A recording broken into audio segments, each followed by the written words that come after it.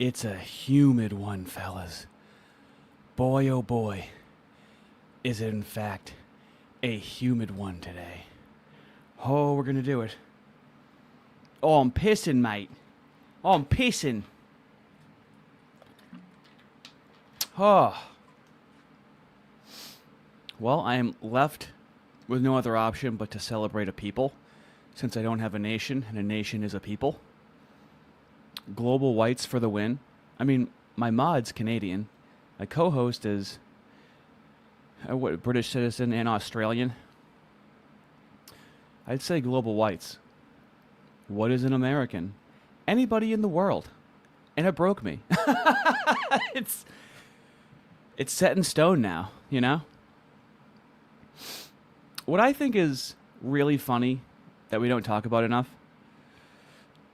is that we call it the post-World War II consensus, when really it's the post-non-expulsion era. The expulsions stopped in 1948. So we say it's the post-World War II consensus when actually no expulsions. Not really a consensus. It's more so that they're not getting expulsed. That's really the issue.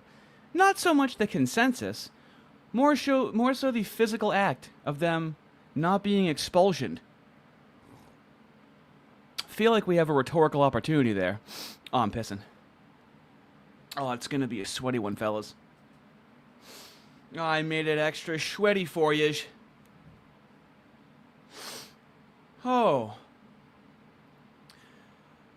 Now, this is just for my own enjoyment. As the bodies are rolling in, I was mentioned again in Vrilliam's chat. I'm sorry, Will Sexton. He's doing a whole name change. I love this. This guy doesn't have a memory. It's incredible. I don't know how he operates in the world. Clips, and I'm only expanding. I'm only expanding into, we're going to add whatever. Did you see rhetorically defective? No, I don't care, dog. I don't fucking care. Doesn't care twice. 2 I don't cares. He said you're lying. You should debunk the guy. I don't. Why the fuck would I care, bro? 3. He's some dude from like my early days who liked. I'm some dude from his early days. My videos about Jews or whatever. Like, I don't fucking care, bro. 5 like, times. I don't care. He said he doesn't care. What? 5 times in less than 10 seconds? I really don't, bro. Like, okay. Now, I'm from his early days. Mind you, he was a commie in 2024. His early days are, in fact, 3 months ago. So this is from March 28th. Real, here's stuff for Iran, and we play them off each other so that we can get what we want. You really have to watch the video rhetorically defective. I did see it. I did see it. With him. We are going to collab soon. Oh! And he gave me a fair critique. You know, I said before, I'm open to critique. And he's a great guy. I love he's was that Ardy or it's one of those two. I'm not I only like just got into them, but they're good dudes and I appreciate it. And I do want to collab with them. But to answer the question here, okay? So we know for a fact. I love it. I just love everything about it, fellas. Constantly retconning. Speaking of retconning, did you hear that Patriot Front was in Washington, D.C. today? I think this is pertinent to the day and theme today's stream. CBS News masked marchers representing the white nationalist and fascist group Patriot Front arrived in Washington, D.C. on Saturday amid celebrations for America's 250th anniversary. Part of the group was seen boarding the Eastern Market Metro stop heading toward the National Mall. Do you see how they just poison the well and then say what they're doing, and it's just normal stuff that they're doing? Now that they've poisoned the well that they're fascist, look at them doing fascist stuff. It's is this? Free promotion? Yeah, you do heat stroke. Oh, you've been to the gym. Can you believe it?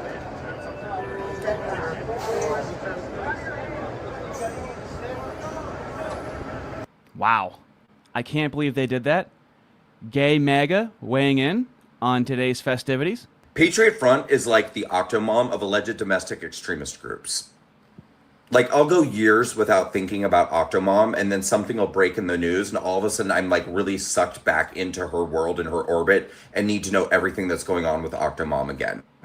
But then the story will blow over and I just won't think about her again for several years, and then boom, all of a sudden she's back in my life once again.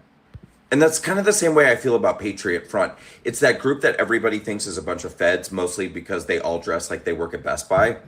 And they just sort of pop out of nowhere every couple of years and start marching around in some parade with masks on their faces. And for some reason, everyone's super freaked out by them. And I don't mean for this video to be like ignorant and irresponsible, because the truth be told, I didn't do my due diligence and go back and actually research their history. Actually, a fair video.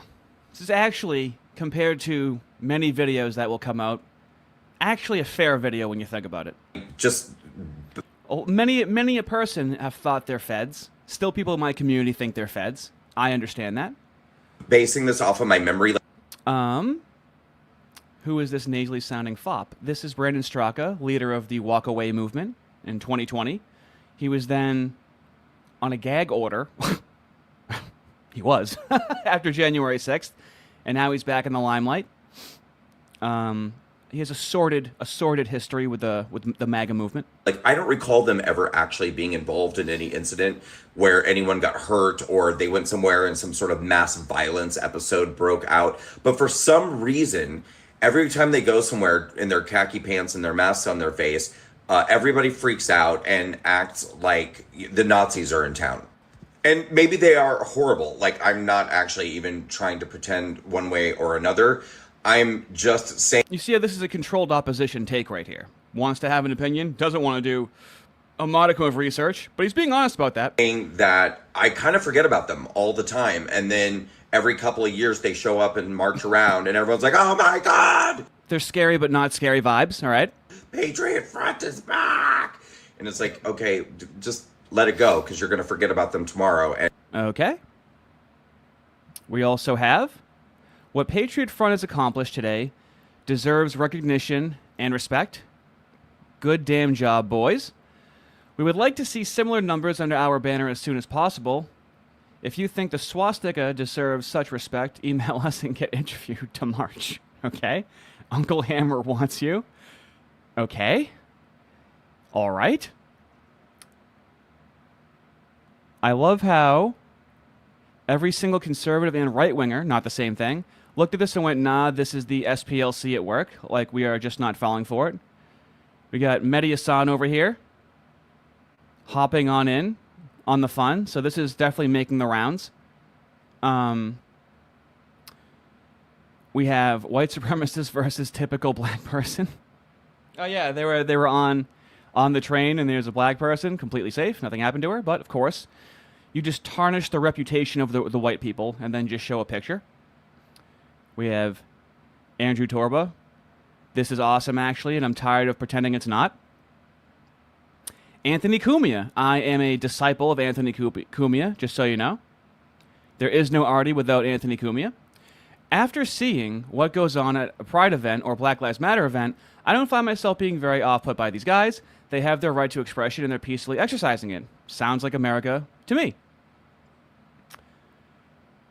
We have white fucking power, remigration now.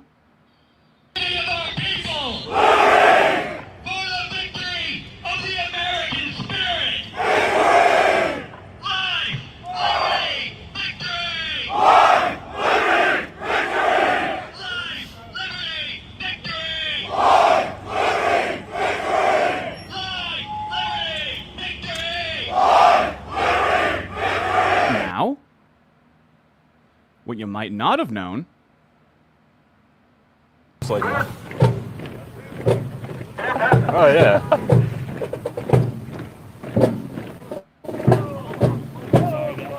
You're doing good, bud. You're doing good. We got. Voices may sound familiar. There's 2.6 million views on this video. saying a streamer with the group described it as a total Aryan victory. Plenty of stuff How so many far. viewers we got? We're up to 460 now. Let's go. It's incredible. What's up, YouTube? You guys having fun? FroJax was there, live streaming it, which I do have a clip from. Happy 250, guys. Happy 250. I know it's hard to see the screen. Can we get ones in the chat? If audio, video, all that's good, can we get ones? Is everybody doing okay? If we got 460 people in here, then we Can we get ones in the chat for a total Aryan mockery? ones in the chat for total Aryan mockery, Let's total keep Aryan pace. victory, total Aryan Anglo. That lady. So they're going to have a fun and eventful time with that coverage, I assume. Now, I'm YouTube commentary. I cover events, okay? Now, they had 585 watching about an hour into the stream. Very good numbers. The stream is no longer up, but I do have this clip. Hope you don't Excuse mind, me, boys. sir. We're local journalists. So, FroJax was following Patriot Front, but also couldn't pass up an opportunity to talk to this guy that looked like he really didn't like what was going on. We're local journalists. We're trying to cover the situation here. What do you think is going on today? I don't like that they're wearing masks. Why is It's, that? People say that a lot. They should show their faces. I asked if they were National Guard, but it doesn't appear that they are. I think they're just Americans. Why should they show their faces? Why should they show their faces? Yes. We should be able to see what people. People shouldn't walk around with their masks. They're hiding from something. Huh, people shouldn't walk around with their masks hiding from something. In my first internet life, this is my second internet life, my first internet life, I thought the same thing until Antifa stalked me, followed me, and posted my information online. And then I thought to myself, I'm going on the internet anonymously. Why my enemies conceal their identity all the time. I don't fault anyone for showing their face. I also don't fault anyone for hiding their face for that very reason. Of course, this is not a double standard. They say the same with the left all the time, right? What are they hiding from, do you think? I don't know. I'm not sure. Well, what do you think would I happen to them? What do you think would happen to them if they expose their If they're faces? the National Guard, that might be one thing. They're not. In the current situation. Heads up. I have a feeling these guys are not good people. Why? What gives you that impression? All right, we Candidly, gotta they keep seem up. to look like the fucking KKK. Wow. Best of luck to you. Patriot Front. Patriot Front. What is that? It's a nationalist organization. Read the manifesto. First Amendment. The manifesto is publicly available. Patriot Fund. Just Google They're a it. nationalist We organization. got to catch up. Hold on, what? They're a nationalist organization. I would really have liked to have seen them stick with this guy because he has a doozy of a line coming up. So that means they probably don't like people that aren't like them. No, they're pro-America. They're pro. I'm pro-American they're- too. They Okay. love their people first. What is an I American? love my people first, but Who are your people? My people are American. My people are anybody that respects my space. I respect their space, and we all have the same rights. Nobody should be treated My differently than people. anybody else. My people is my blood. Your people is your blood. What does that mean to you? Well, I treat my family different than I treat random people on the street Why? because they're my blood. Why should they be Why treated should- why- different? what- Why should they have different rights than other Do you people? not have immediate family members? course I do. Well, do you not treat them differently? I treat my family like my family, but Right. Well, Right? We're getting closer. Do you treat them differently? Well, doesn't mean they shouldn't have different. We're not talking about rights. We're talking about treating different groups of people differently based on how close you are to them, sir. that's what I'm saying. You treat them differently. We view There's our a distinction. people as an extension of our family, and it Is doesn't. It doesn't everybody have to white? What if they're black? Be, yes, it is. It just Yeah, like what if they're black? We Well, believe, they're white. This we is an believe- American we believe nationalist. everybody else. So that everybody means else they're has the all right to white. do that. Of course, they're all white. So then, what's wrong? Why are blacks people? Why are black? What is different than black in black DNA They than can, ours? have, they can, have, they You can get have, it they out. can have their own pride too. And they do all the Abadi, time. abadi, I mean, abadi, it's abadi. celebrated boisterously. We got What about the blacks, we folks? Talk about this for a long time. All right. Best of luck to you. Thank you. We are. It is a shame that they had to follow Patriot Front because that could have been some gold right there. What else do we got? Moseying down here. So we're going to be covering FroJax's conversation with Mark Collett. If you don't know who Mark Collett is, he is really an OG, fellas, okay? Videos that I can't show due to copyright are going to be... Look at how young he was, dude, okay? The Russell Brand one, this is from 12 years ago. I believe he said he's been doing this for 26 years. And so he has a beautiful, majestic autism, okay? The man does and says what he thinks is the right thing. He was, some would say, too open and honest. I love Mark Collett for his honesty, which I'm going to show you in just a moment. I try to get a good sniff on people, fellas. I get a good sniff on Arval. I'd trust him with my social security number, okay? I just get a good vibe off of Eric Arval. And so I back him. I do research on people, right? Mark Collett, same thing. I get a really good sniff on this guy. So you'll want to watch this. This is copyrighted because it was released on TV. And then we have another one you're going to want to watch here from Philosophy Teacher from 13 years ago. Young, Newtsy, and Proud, BNP, and Mark Collett. The man's been doing this for a while. FroJax, doing this for less than a year. So it's going to be a nice meeting of the minds. There is some questions that I had for FroJax, like pragmatism, that I wasn't getting answers to. And those answers are revealed in this conversation. It's actually a fantastic conversation. And a role that pro-white commentary has is keeping this conversation going, right? So sure, some people, the conversation happened, right?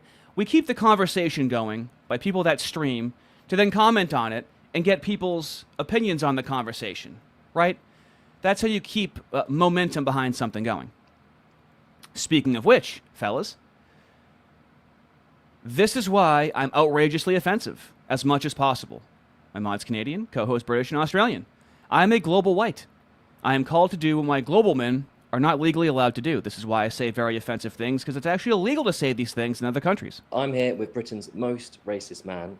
Mark, what is the worst race? The worst race? You see, legally saying that, if I had that opinion, which I deny having, I wouldn't be able to say that on camera in Britain because it would actually be classed as a hate crime. And I could actually be sent to jail even for joking about something like that. And you could be sent to jail for publishing something like that. So that's a funny question, but it actually underlines what a draconian country we live in and what trouble you can get into answering a question. Wow. I'd have said the 100-meter race. This is why I say wildly offensive things. Speaking of which, my current X account is on a 90-day ban. You're going to want to follow my backup if you do follow me on X. And look at this timely comment. Someone says, canceled by YT and X, but still keeps on trucking. Well, would you look at that with your thighs? He was calling out the Muzzy grooming gangs in a 2004. He is still suspended on X and on YouTube. I'll show you where his he actually pops up on Rumble. He's going 8,000 strong on Rumble, and he puts out content regularly. His income is like a donation-based thing. As I'll show you later on, he's like, here's my email. You can email me. I'll give you free advice. Very similar to Eric Arval, right? Hey, man, for right now, doors open while I have the time. Nothing but good vibes off of this guy. But here's what really sold me on him. I gotta pull the picture up first. I'm calling audible. So, like, Eric Arval and Mark Collett aren't necessarily over-the-top entertaining, right? I try and use being entertaining and comedic and funnel people toward these people, right? That certainly makes sense. So I say wild, outlandish things. I go for the laugh first and everything second. But it's to garner an audience, to keep the laughs going, and steer you in direction. If you feel so inclined, you also may have questions about certain people. And so I take the time to cover these things. And oh my God. Look at this. This was his girlfriend. I protect this man at all costs, okay? Oh, thank you, Arden, for posting the backup. Protect Mark Collett at all costs, okay? Now, is that picture very cool? Yes. Here's what's even cooler. This right here completely on board. I was on board before. I am 100% sold on Mark Collett after this. Trust me, I've had enough drama this week to fill me for the rest of the year. You guys can't get in as much trouble as I've been in this week. With, Doesn't that mean you were right, Mark? Like you to me. Very similar. You'll notice these really on-the-ground white collectivist leaders have a really open door policy, and their candor, very polite, no matter how horrible the world is to them. They always have a calm, approachable demeanor, like Arval and Collett. They strike me as just like a very well-to-do, normal Englishman. But if I Google you, it's like you're like an international terrorist. It's like, doesn't that just mean? Oh, yeah. By the way, we Googled you. I saw a picture of you with this hot chick with a swastika right on her boobies. What was that all about? I loved it, though. I mean, congratulations. Well, can you answer to that? What happens is most men have a bit of a midlife crisis, and what they do is they sort of buy a car and do it up. They decide they're going to buy a motorbike. You know, they quit their job and decide they're going to do a round the world tour where they some of them bang Nazis. Europe. And I was like, look, all of those things sound really crap and like a lot of effort. I would like a 21-year-old, stunning, schizo-Nazi woman.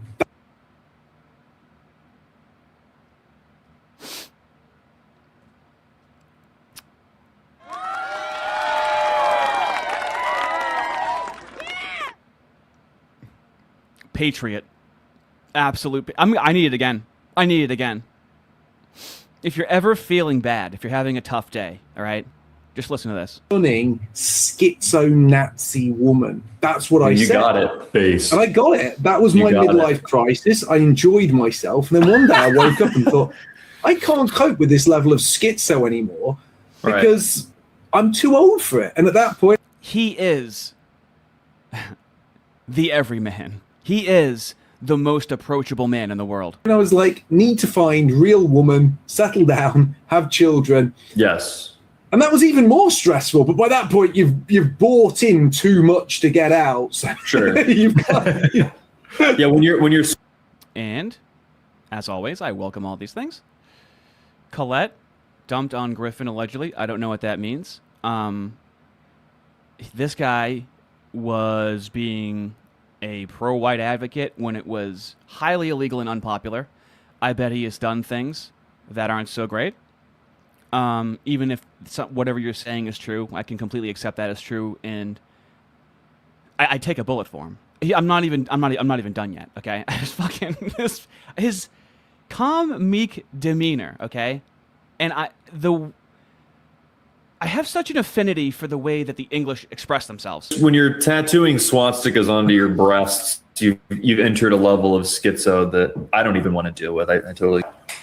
I bet it was a fun 6 months, you know? Well done. Well done. The thing is, I do like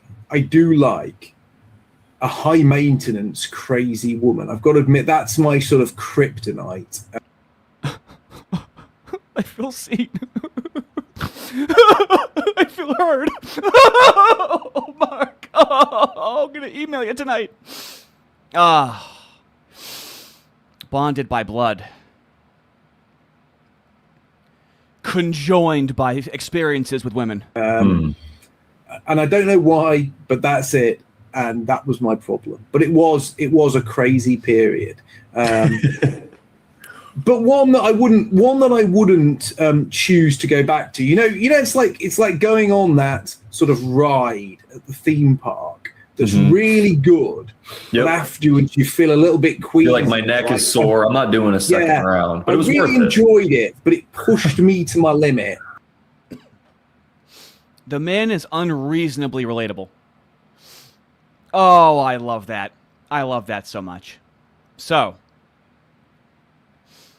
allow us to get into it, but I got to get something out of the way. Everybody, thank you so much for tuning in with us today. We are building something real here. Free, unrestrained conversations and content that contend with the real issues. If you want to help us keep that going, feel free to buy the FroJax Brothers a coffee over at our Buy Me a Coffee link, or you can send some support to our Rumble crypto wallet. Every bit helps, and this helps us stay independent and deliver to you as much value as possible. And while you guys are supporting the mission, make sure to check out FroJax.net. Now, This is a CTA, fellas. In the business, this is a call to action.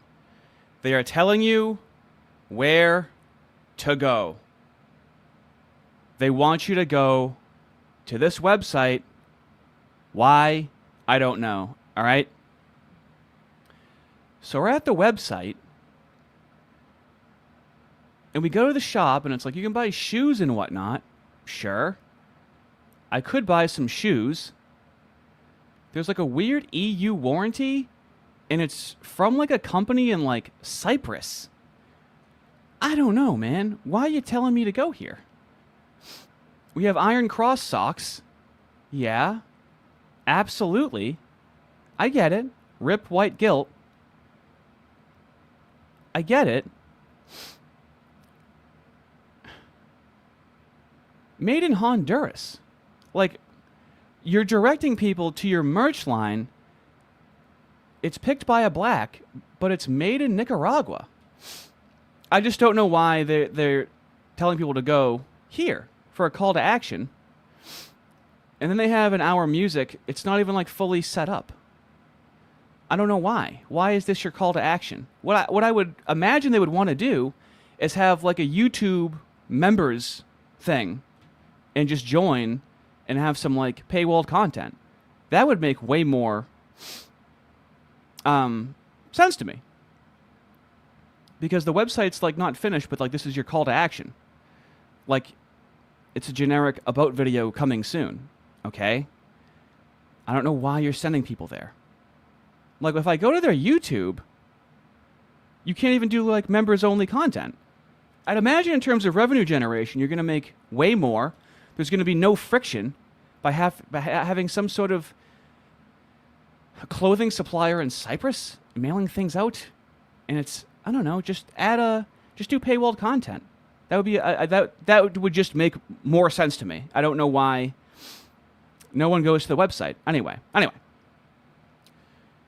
In the case of a little constructive criticism there, but you see what I'm saying, right? I don't see what the purpose of that is. But let's get into it. You deserve what you tolerate. $10. Thank you very much. Happy Screw the House of Hanover and entire British monarchy day. Sat Kong. Well, I really don't feel like I have a country, which is a shame because Fist is very much enjoying the 250 celebration, and I would never take that away from him. Zong, China, oh my god, $2. Feted only F and Z daughter or of William's son. Zafari, $5, thank you. Currently slaving away on my closing shift. Just wanted to use my short break to show some love. Happy 250 fellows. Thank you very much. I think you will enjoy the stream, I believe. Here we go. And I've got these two excellent brothers with me tonight called FroJax. I dipped into one of their streams the other day and I was greatly impressed. And as you know on this show, we love the big names. We love the Jared Taylors. We love the David Dukes. We love the Mike Enochs. We love the Morgoths. But we also like giving... Dude, I'm telling you, Arden. Okay, thank you for bringing this to my attention, okay? I'm fucking pissing sweat over here, dude. Good call, though. Good call. I'll push the sniff button. A platform to people who are just starting out, who are just finding their feet in this movement. And these guys struck me for a couple of reasons. Firstly, they're very, very clean cut. They're very polite. They were very professional. They were talking about things in a way that was engaging. And they really are building what seems to be a very good pro-white community. They're combating what they have termed the anti-white establishment. They're out there fighting for white people. And I thought, what better way to give them a platform for a couple of hours to help them get started? And, you know, it wasn't just by happenstance. A number of people had written to me. A number of people said, get these guys on. You know, they're worthy of a slot. So, as always, if you know people who want a chance, who want to come on the show, who want their first, you know, sort of exposure to a potentially a larger audience, I'm more than happy to have them on. And I'm really happy to... I just love this accent and the idea of, sure, did I have an affinity? for some Nazi trim with big honkers with a swastika on them? Yes. Do I regret it? Not quite. I love that. To have these guys on, but I want you guys, in your own words, to introduce yourself and tell my audience who you are, what brought you to this cause, and what you want to do, what you're trying to achieve in this movement. Yeah, absolutely. Well, thank you. And so, for example, you know, when Atlas Thugged was challenging me for being an atheist and whatnot, I'm also a new guy on the block, right? I also have a reputation of being the miscegenator, okay? Malakay, 26. Just want to show support for the miscegenator, okay? We all take different routes in life, right? So I know what it's like to be a new guy on the block, and I like to tread carefully before I make these prescriptions, right? They are making some hefty prescriptions, so I was really excited to see this interview. I was not let down. Thank you for having us, Mark. I appreciate the kind introduction. It was very, very nice. Yeah, I mean, a lot of people are going to be reaching out to us and people like you because as the sentiment grows, there's going to be an opening for lots of new figures in the nationalist movement, and I look very much forward to seeing that stuff. As far as who we are, my name's Forrest. This is my brother Jackson. We're blood brothers. We live together, and we basically pivoted from being full-time musicians to... Now hold on. Full-time musicians. I did not see an album released, nor views and content that would necessitate a full-time job being musicians. I'm not going to show it. Just saying. To being full-time nationalists or whatever this is. And we identify as white heritage Americans. We are largely pro-white. And we want to participate in the raising of awareness on anti-white and pro-white issues insofar as they affect not only the white Americans, but also white as a international global identity. So us, we're more sort of artistically in... I'm very much on July 4th, 2026, really identifying with the global whites. Very much so. It's starting to really make sense to me. It's one thing to, like, believe in it and like, you know it to be true. You have to feel it, though, right? There's a metaphysical component of it. Inclined, but we kind of try to give our own artistic influence on nationalism and politics. I mean, you can add to that if you like. On that note, like you said, we pivoted from being more contemporary style musicians to talking about issues relating to identity, race, politics, and specifically nationalism is the place that we've settled in. And it really comes from a place of recognition, recognizing that these traditional establishments don't properly represent us anymore. And so my brother... Very much the rhetoric of Eric Arval, yes. Completely agree, which is why he makes parallel institutions. Eric Arval does a great job of applying what the left does in a right-wing pragmatism. And I had these conversations about politics and race for years, and one day we just decided, what if we in a candid manner just put a camera down and start having these conversations? There has to be other people who are going through these same sort of racially based transformations, and that's really a big part of what we do. We think that common white people don't really have a voice anymore, and so I think that part of what we're doing is showcasing the restoration of our identity, of us as a people, and sort of encouraging people to come along for that journey. You know, we don't have all the answers, but I think that we're part of this broad pro-white coalition of people who are trying to reassert their will in the world. And we're very excited to be a part of that. And also we sort of desire to bring more people together because as, you know, white, straight, disagreeable men, there's going to be a lot of expected infighting. And we see that a lot, especially... Yes, absolutely. And I've said from the beginning, I really want to bridge a gap between the pagans and the Christians. Some of those differences are irreconcilable. Last time on stream with Fist, last time on stream, you mean yesterday, Ardy? Is that what you mean? I was talking about how there are non-Christ hating pagans. So wanted to exhibit some discernment and really find out, if you're a Christian, if the pagan hates Christ. Okay? If the pagan hates Christ, I mean, that's in moo territory, but then the pagan's going to call you a moo anyway and say that Christ is a moo. And then that's some things are irreconcilable, right? We don't want to be like the blacks who go, I'm a buy from you because you black. And like, that's it. Like, Well, no. There has to be a loose set of characteristics. Especially in the right wing, particularly the white nationalist scene. And you mentioned Jason Cohn beforehand. He didn't really take favorably to us. That was a little bit as I covered. So, look at his face right here, Jason Kuna. So, Mark Collett has talked to Jason Kuna, I believe, 4 years ago. He talked to Styx Hexenhammer, I think, 7 years ago. So he's talked to a lot of people, but he's like completely banned.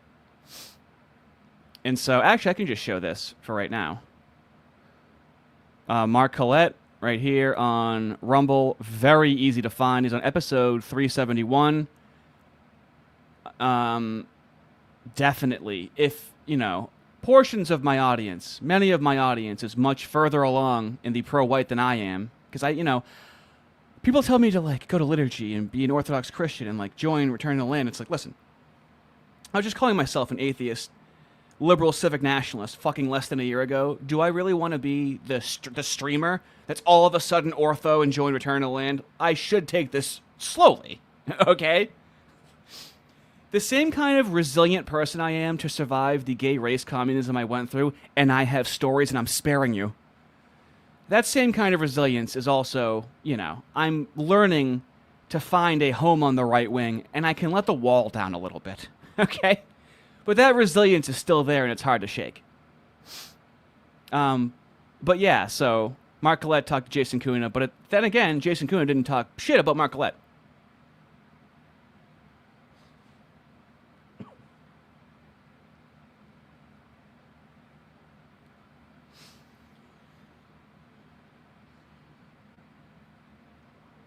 Yes. Return to the Land and Mark Collett may not reach the spurgs, right? Like your LP, I Hypocrite. Like your FroJax. Like you're rhetorically defective, right? I like that phrasing. Mark Collett is an old school guy. We might be around the same age. I definitely culturally... I'm a very, like, Gen Z millennial hybrid with how I behave. I'm very much into internet culture because that's a great entryway point.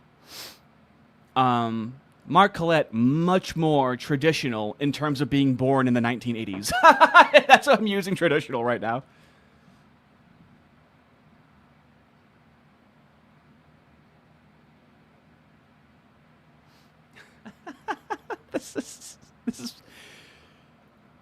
This is what I love.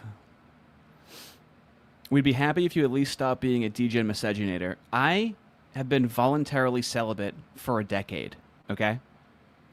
It's funny to call me a miscegenator when I haven't had sex since probably, the iPhone 5 was out?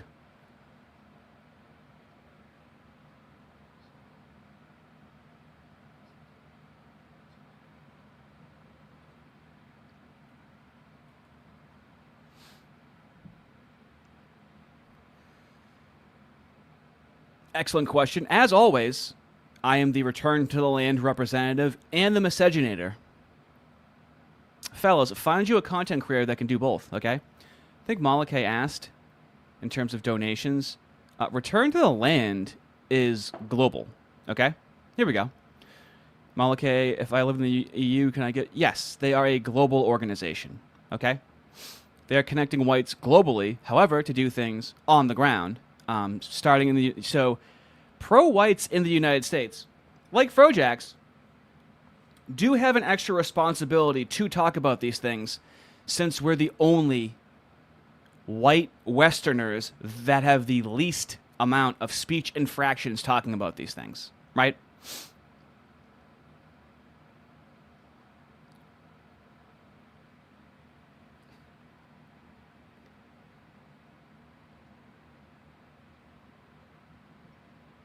And this is what I'm saying, and this is why I bring on Fist to tell you how bad it is in the UK. I'm preaching over here! To tell you how bad it is in the UK, because a lot of people are like, fuck Trump, fuck this country. And I love to say to Trump, or to, like, Arden, oh, imagine if you had now, you think you have it bad, imagine if you had Trump as president. And they're like, oh yeah, oh no, that would be so terrible. So yes, the anti-black pill this is why the global white community is very important. You need to take into consideration how things are in other countries, okay? To value what you have.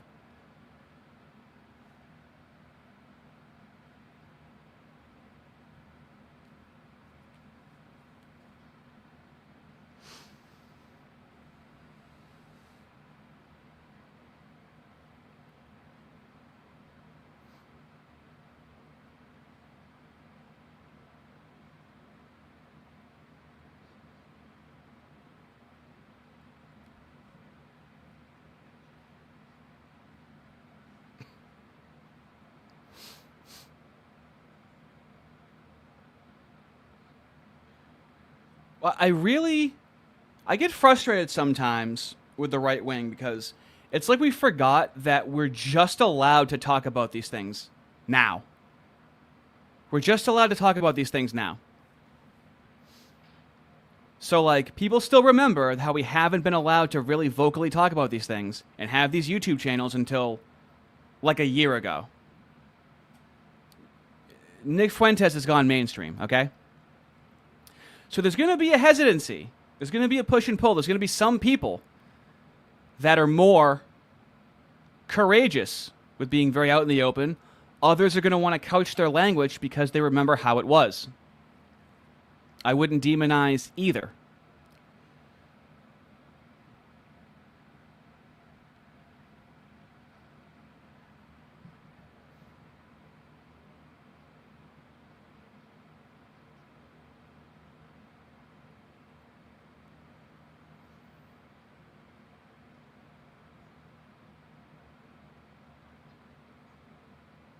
Am I muted? Why am I seeing that I'm muted? I can hear me. I believe you can hear me. You messing with me?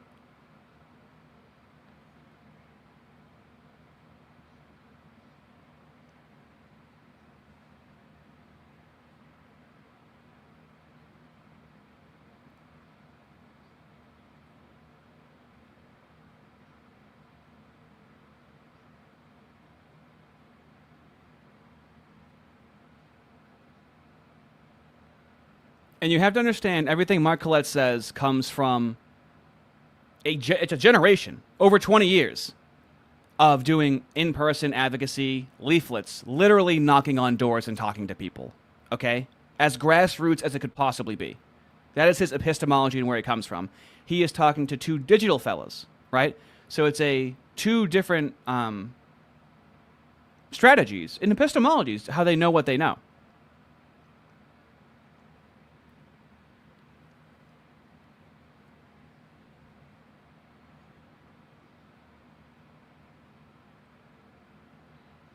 Oh, sorry. I have a fan going. Let me just go push the fan back and sweat even more, and I'll really nut hug the microphone. Thank you, fellas.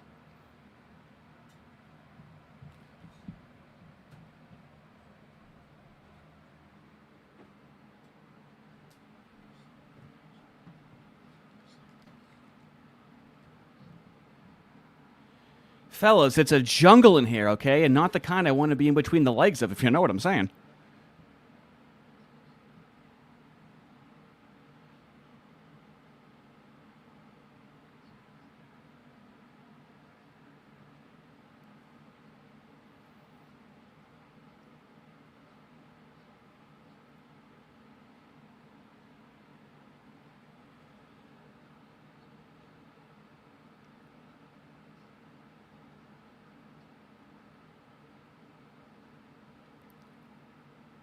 Oh. Oh my God. Oh my God. Sorry. Where you Oh said, my God. I'm so sorry. I'm so sorry. really There's sweat in my eyes. I understand what you're saying now. Oh man, it's going to be a rough one, fellas. Thanks for hanging in there. interesting part of what we do at the moment. The Trump movement is still doing pretty well in the US, and there's a lot of pressure on bright young men and bright young women who are coming into this movement to jump on that because that's sort of the dominant movement. But that movement is innately race blind. It doesn't yet want to really talk about things such as anti-whiteness or pro-whiteness, or discuss things in terms of what is good for white people in America, which is unfortunate because obviously as a group in America, whites are still just a majority by the skin of their teeth, but they're the only group that really doesn't have sort of institutional advocacy on their side. Every other racial group, Parallel institutions is what I was referencing. Thank you. Group has some form of institutional advocacy except for white people. And it would have been very, very easy for guys who were sort of smart, well presented and articulate like yourselves to be like, hey, no, we're jumping on the Trump train. We can ride this for a few years. There's probably more money in this, maybe get a speaking slot at some conferences. But instead, you've gone this, more difficult route where you've said, hey, no, our racial identity is important to us. This isn't just about sort of getting, an entry-level speaker slot at some Trump rally.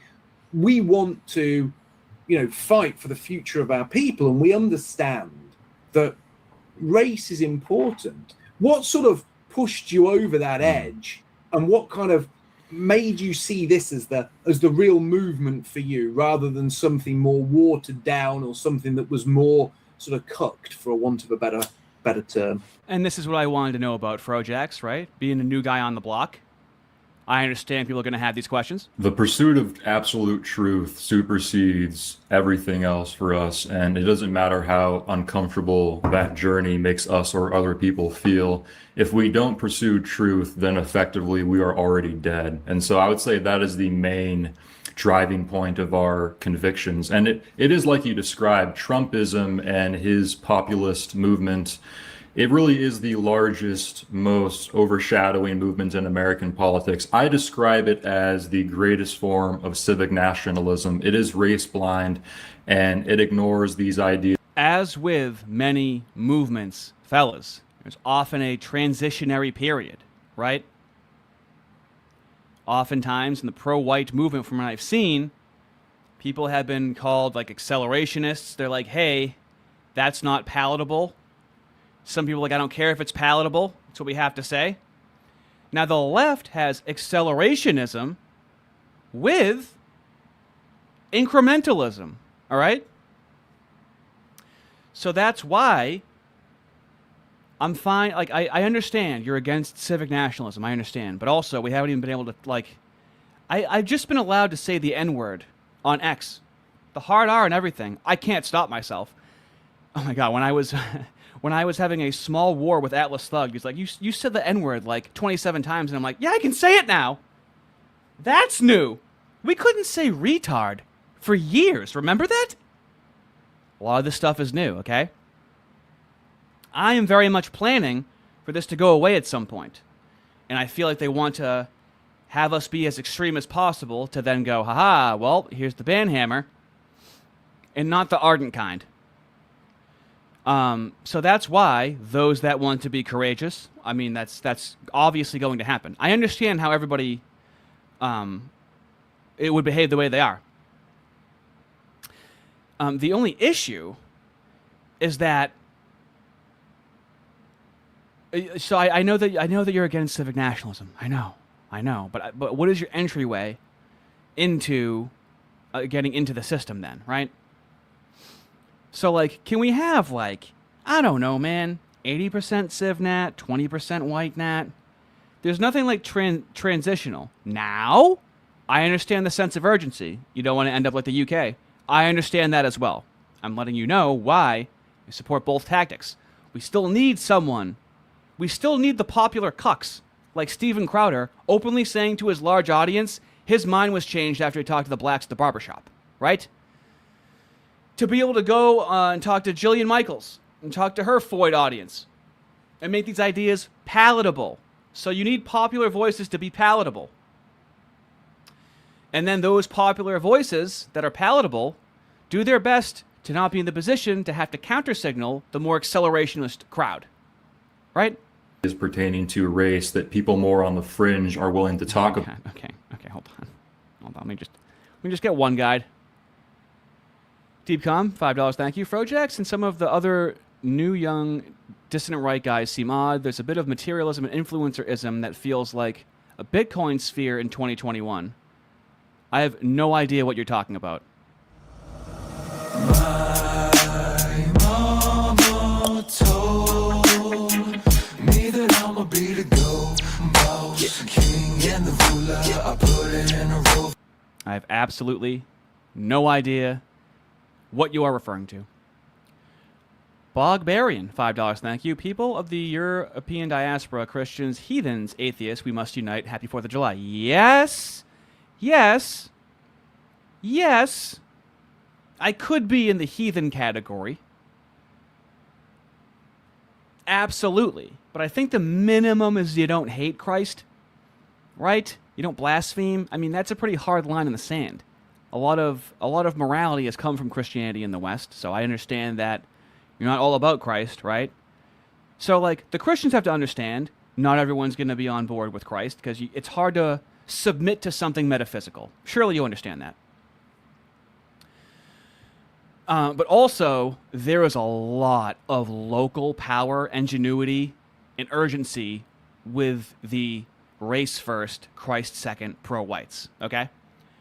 Your FroJax, I believe Mark Collett, I don't think he's religious, really, necessarily. They're like deists, kind of. You know, that like wishy-washy kind of like belief, but they are the boots on the ground, right? And so like nationally, it would need to be guided by Christianity. Nationally, that's an entry point. And your masculine Christianity, your JQ Christianity, mainly mostly white anyway. If you go to the Orthodox Church, it's mainly white. To go to catechumen to become baptized, you think the blacks are going to wait a year? They have a filtering process, a gatekeeping process, right? Without calling it white, it is naturally very white. And so there's a lot of overlap that can happen there, even if not explicitly stated. And the reason why it would be more tempting to approach politics from a more mainstream sort of MAGA conservative perspective is because there's actual political infrastructure, there's incentive structures, you can make money, you can achieve status. But in this fringe realm of people who are talking about racial issues, none of that exists. You have to create your own infrastructure as you go. We're literally creating our own boat as we are paddling. And that comes with a set of very unique and at times very overwhelming circumstances. But we enjoy that challenge. We enjoy that discomfort. And the reality is that, you know, if our people do not come to these conclusions on a large enough scale, then there will be no politics anymore. There will be no... And it's about if you decide to put yourself in that position. Chud the Builder knew the position he was putting himself in, and he accepted it. Craig the Man, being allowed to say the N-word does literally nothing for the white race.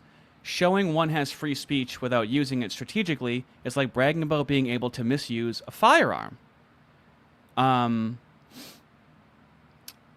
It does nothing for the white race. It kind of does, because then to normalize that word normalizes the concept of the polar opposite of the white race. So there's a lot of incremental steps. Taking back language is definitely one of those steps. I would have to hard disagree with that. Now, when you say, is it doing everything? No, but now it's becoming normal to call hard R's the hard R. So there's linguistic territory being taken back, I would say. No America anymore. And so people can judge, people can stand on the sidelines, and people can pursue comfort. But at the end of the day, absolute truth has to trump everything else, including people like Trump. That has to come first. And part of recognizing truth, I believe, is realizing that humans are inherently tribalistic. And the predominant way in which our tribalism expresses itself is in the form of race, I would say. Well, I agree. And I always find it kind of interesting because there's always been the argument that America wasn't always the land of the white man. There were people there before Europeans arrived. But the America... I mean, as we saw with Jeremy Boring. We know, and when people say the word America, everything that people think of was created by the white man. It is a creation of the European spirit. I mean, you know, for want of a better term, Europe is the father and America is Europe's son. Yes. And I find it incredible that people are now saying, well, you know, because white people And you really have to understand that Europeans, probably even Canadians, maybe even Australians, just have a better sense of global history than we do in the United States. We've been very insulated, very propagandized. So that with the global whites, the non-American global whites, usually do have a lot to offer us in terms of rhetoric and historical analysis. Came to America, it's a country of immigrants. Thus, whoever comes to America adds to this incredible mixing bowl and will only make it stronger. Now, this is complete trash, absolute nonsense. And I think it's important that Americans stand up on a racial level, not just because America is a European creation, but also because if America's anything like Europe, as white Americans become a minority, they are going to become a persecuted and hated minority that are picked on by every other racial group. And it's interesting, isn't it? That happens when we're the majority. So yeah, right there with you. White people create these amazing nations, you know, build these wonderful societies. Then when migrants come and cause the societies to collapse, it's the white people who ironically get the blame for that collapse, which is, it sounds insane, but let's call a quick audible. I am drenched right now, fellas. Thank you for sticking with me. Oh boy, I am a slip and slide Ardy right now. But this does remind me, as I am really thinking of these concepts more than I ever have. Joel Berry said, when does he plan to visit the graves of the thousands of Europeans raped and murdered by migrants? So now he's trying to act like he cares. And I said, when does Joel plan to address how across over a dozen white countries, the leaders all unilaterally decided to let in millions of migrants? Isn't that strange? This is just happening in white countries. Why are they all deciding to do that? It's the globalists! Isn't it strange that somehow most white countries have the same exact migrant issue, Joel? That is interesting, isn't it? Crazy. How, on one hand, are we so culturally different? White people globally. Different foods, some different customs, right? But it's the exact same problem we're having with migrants. Oh, isn't that weird? Did we all vote on that in our democracy? it is the way things pan out. And fundamentally, I think it's not just about honoring your ancestors and what came before, but I also think it's about protecting the future. Because if white people in places where they're becoming a minority don't quickly find some kind of, really binding in-group preference, we're going to be in a lot of trouble.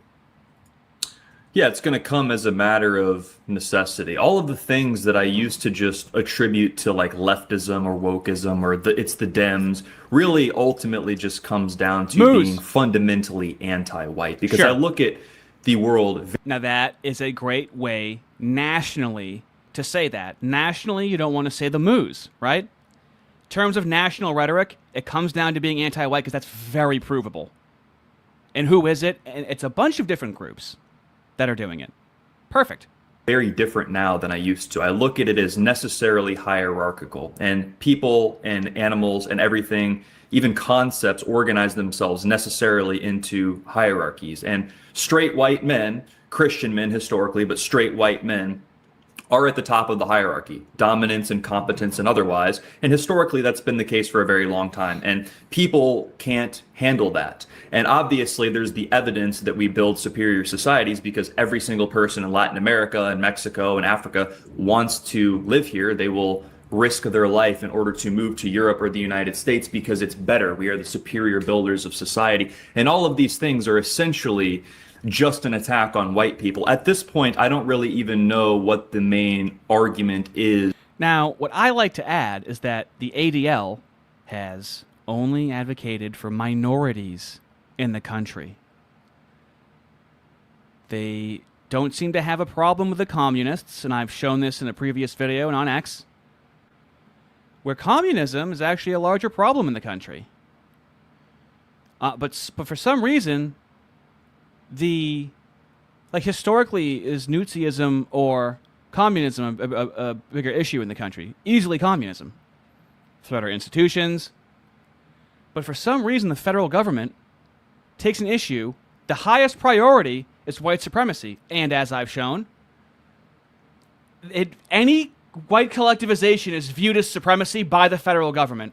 And up until 2024, the ADL was training them on that, by the way. Which then you could tie into the Moos. And, of course, they have been around since 1843 in the country, which are all just facts.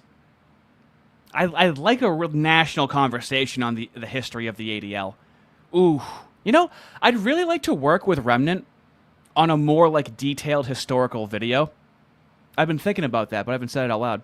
On, a centrist perspective for the positive benefits of immigration. All you can really point to is economics, and everybody's poor right now anyway. So I don't really see what we actually benefit. I even had this guy DM me today, and he said, well, how about this? Instead of totally remigrating all of the African Americans, why don't we just breed them into assimilation? And I'm like, okay. Whoa!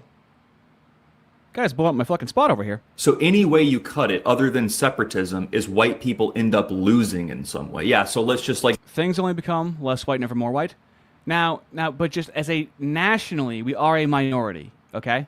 So when you say we need to deport 100 million people, how are you going to gain power? You'd have to be lying about it. You shouldn't be telling the truth, you know?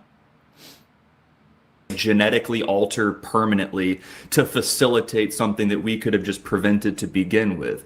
All of these things are ultimately an attack on white people, and I notice that people's cultural attitudes are very much influenced by who they are in their relationship to the world, and these are the sort of edge cases that we want to prevent. This woman on Instagram today, this big account, he's one of these women who goes on, she's like, yeah, I'm pro-Trump, I'm MAGA, right-wing, but she's Latina. She's like, hey, well, here's a hypothetical situation. What if someone's a quarter this and looks... Completely valid question. When you're saying you want to deport 100 people and all the African Americans, people are going to be like, well, how white is... The logical question is, well, where's the line? You want me out of the country, so where is the line? Would be an understandable question. White, but is assimilated, but their mom is half this. And I'm just listen... These are the sort of edge cases that we're trying to prevent. The fact that people don't just know what an American is. Right, but they exist. Speaks to the essence of the issue. And I told her, I was like, this sounds more like a personal inquiry rather than a hypothetical situation. She's like, yeah, well, it matters. Well, yeah, you want to kick her out of the country. Yeah, it's understandable. If you want to kick me out, I want to have questions too. Because we have to know what the boundaries are, and it's yeah, we're starting at an edge case, which is characteristic of the European temperament, but it's also not the priority. And I've come to this realization myself because I, for a moment there, grappled with, well, what is a white person? What is an American? What are we supposed to be? At this point, we have 100 million people that simply should not be here and have negative cultural attitudes against the founding stock, and they take priority, and those are the ones that have to go. And the only people that get nervous when white people start talking about that is because those are the ones who feel like they're potentially implicated. Well, yeah, then that's immediately going to have that's going to give you an onslaught of enemies when you need to be making friends, right? Politically to get anything done. Politically. So this is why you don't really hear Eric Arvol say this rhetoric, because he's actually building an IRL project. He's just focused on his people. Whatever others want to do, they can do that. But the rhetoric of deporting 100 million people, it's that's sure, you can feel that way, but what way do you have of implementing it? And then how do you get political support for that? How many white voters are there? Is there even 100 million? Because a third of the country doesn't even vote. I don't even know if you have 100 million white people that vote in the country, let alone supporting what you want to do. In that. So people will support everything I say, insofar as it benefits them and their identity as an American. So... Jam, I don't think these guys are clowns, okay? They are in a position to be able to say this, right? And this radicalizes people, and what they're saying, technically, is probably rather true. There's a great degree of truth behind what they're saying. I'm saying pragmatically. I'm saying when the pendulum swings in 3 years and that's held against them, and then, I don't know. I know I say crazy things, right? I understand that. I'm YouTube commentary. I am not saying that I'm building a movement or anything like that. And so if you're building a movement around them, I don't even know if I don't know if Patriot Front wants to be associated with them saying total Aryan victory. I don't know how far one should go if one is proposing a movement with their rhetoric. Commentary, as an individual, you can kind of say whatever you want. I just don't know how well that works in terms of an actual movement. So you understand what I'm saying, right? But when it comes to, well, hold on, I don't know about assimilated Hispanics, then they get all panicky. I don't know if I kind of addressed everything you said there, but Trumpism, like you guys were saying, it's sort of kept alive by this false dichotomy of the left and the right anyway. Everything's held to... Yes. Thank you, Ryan Miller. I have nothing against moderates who are trying to find a peaceful resolution. We all are wanting the same thing. We're all going to go about it differently. We're all just starting to be able to talk about it out loud in the past year or two. So, yeah, it's going to be cringe. It's going to be a little bit of tension, right? Just got to try and shake hands after. This quasi-nationalism. People participate in tribalism, just not on a racial basis because we're contaminated and told not to. But that's exactly what they're doing. I don't remember who said it, but when you're worshiping a soccer team, that's sort of like a surrogate version of nationalism. And left versus right is the same thing. Everything in politics is, it's about organizing and ideas, but also it's in pursuit of power. And power is directly downstream from identity. And the most informative thing on your identity is what? It's your race. It's who you are. So that's why these things matter so much. We can talk about the symptoms and... I'm still not used to thinking of myself that way, So a lot of us want to be able to jump on board, but I don't have that feeling. This is a very new way of thinking for my brain. Acts and policy, but it all comes down to who is this nation for? What is this nation and who is it supposed to be comprised of? Everything has to come as a secondary matter to that. If we lose that, it's over anyway. I agree with everything you've said. And you say, there's 100 million people there who are potentially hostile to the founding stock. It might be more than that because there's about, 320 million people living in North America or in the US. And basically, it's about 55%, of European stock. They say, they have this thing where they say, non-Hispanic white, right? And then there's sort of white overall, but I'm not sure. Hispanic is 100% a political term. What a white Hispanic is. But anyway, this might be getting a lot worse for you pretty soon because Trump isn't going to be in power forever. I'm not saying everything he's done is terrible, and I'm certainly not saying everything he's done is good either. Now, this is a very good point. I don't want to see symbolic victories. I want real, tangible motion for white people. And this is why when we see a few deportations, we're not satisfied. So, yeah, that's always going to be a point of contention. But one thing that was good was his attempt to bring about the end of birthright citizenship. I thought that was something that definitely needs to be tackled. We don't have birthright citizenship in the UK, but we sort of almost... Oh, this is what I was talking to Fist about yesterday. Where Fist was, I was like, Fist, you guys don't have birthright citizenship. And he goes, we do. I'm like, no, on the books, the law. And he's like, no, it's essentially, shut up. He's like, it amounts to the same thing. Mark Collett does a good job of going more in depth on that fact. Because although the law is to get British citizenship automatically, you need to have at least one parent who was born in Britain on your birth certificate. But in reality, judges are very, very hesitant to deport children, especially children that were born on British soil. And although a British... They're hesitant.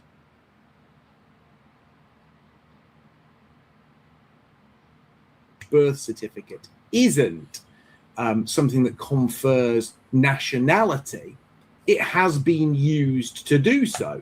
And that has worked. If you look at the leader of the Conservative Party in Britain, Kemi Badenoch, she's essentially a first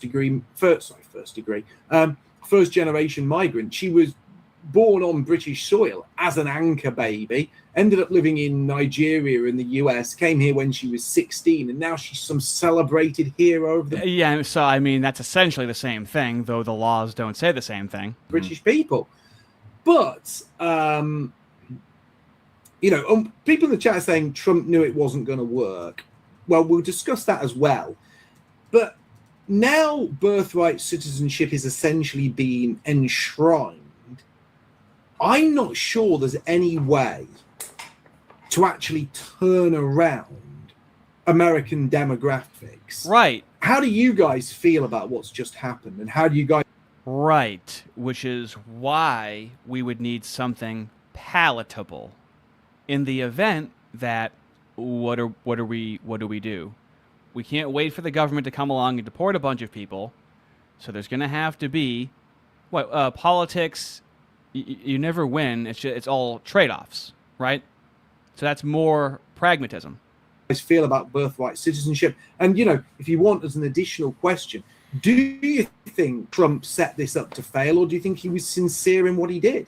Well, obviously, we reject birthright citizenship because, as nationalists, the fundamental crux of our belief system is. Also, I love their definition of nationalist. You don't call someone a Japanese nationalist. They're just a nationalist in their country. So they're not white nationalists. They're just nationalists, which means white nationalists, which is what the left does. It's what the Moos do. It's a great tactic.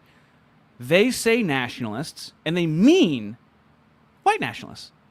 But it's redundant to say that. This is what our enemies do to us politically all the time. Their words mean something different to their end group.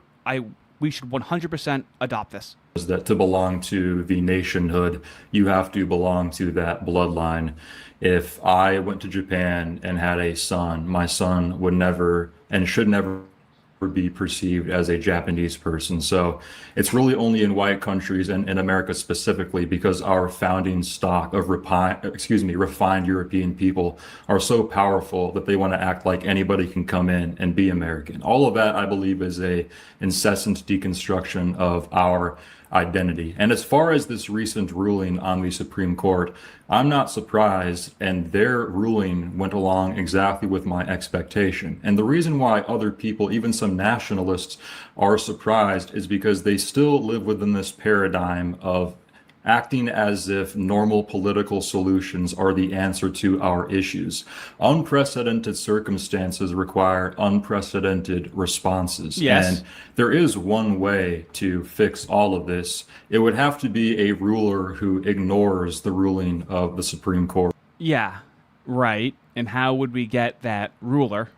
Or ignores the decisions or opinions or power of the other governmental branches in the United States. It would have to be somebody who just comes out and simply says, we're going to do what's best for us, whether or not you think that's unconstitutional. Now, that sounds authoritarian because it is. And I would argue that what we have right now is... Now, this can border on the line of Fed posting. We need fascism. We need a fascist dictator. And it's like, okay, well, we need to go outside of the confines of the law, and we need someone to ignore all the laws, and we need to use violent force. Like, okay, well, now you're saying that, and so, all right. Like, I feel like that used to be called Fed posting, like, even 2 years ago.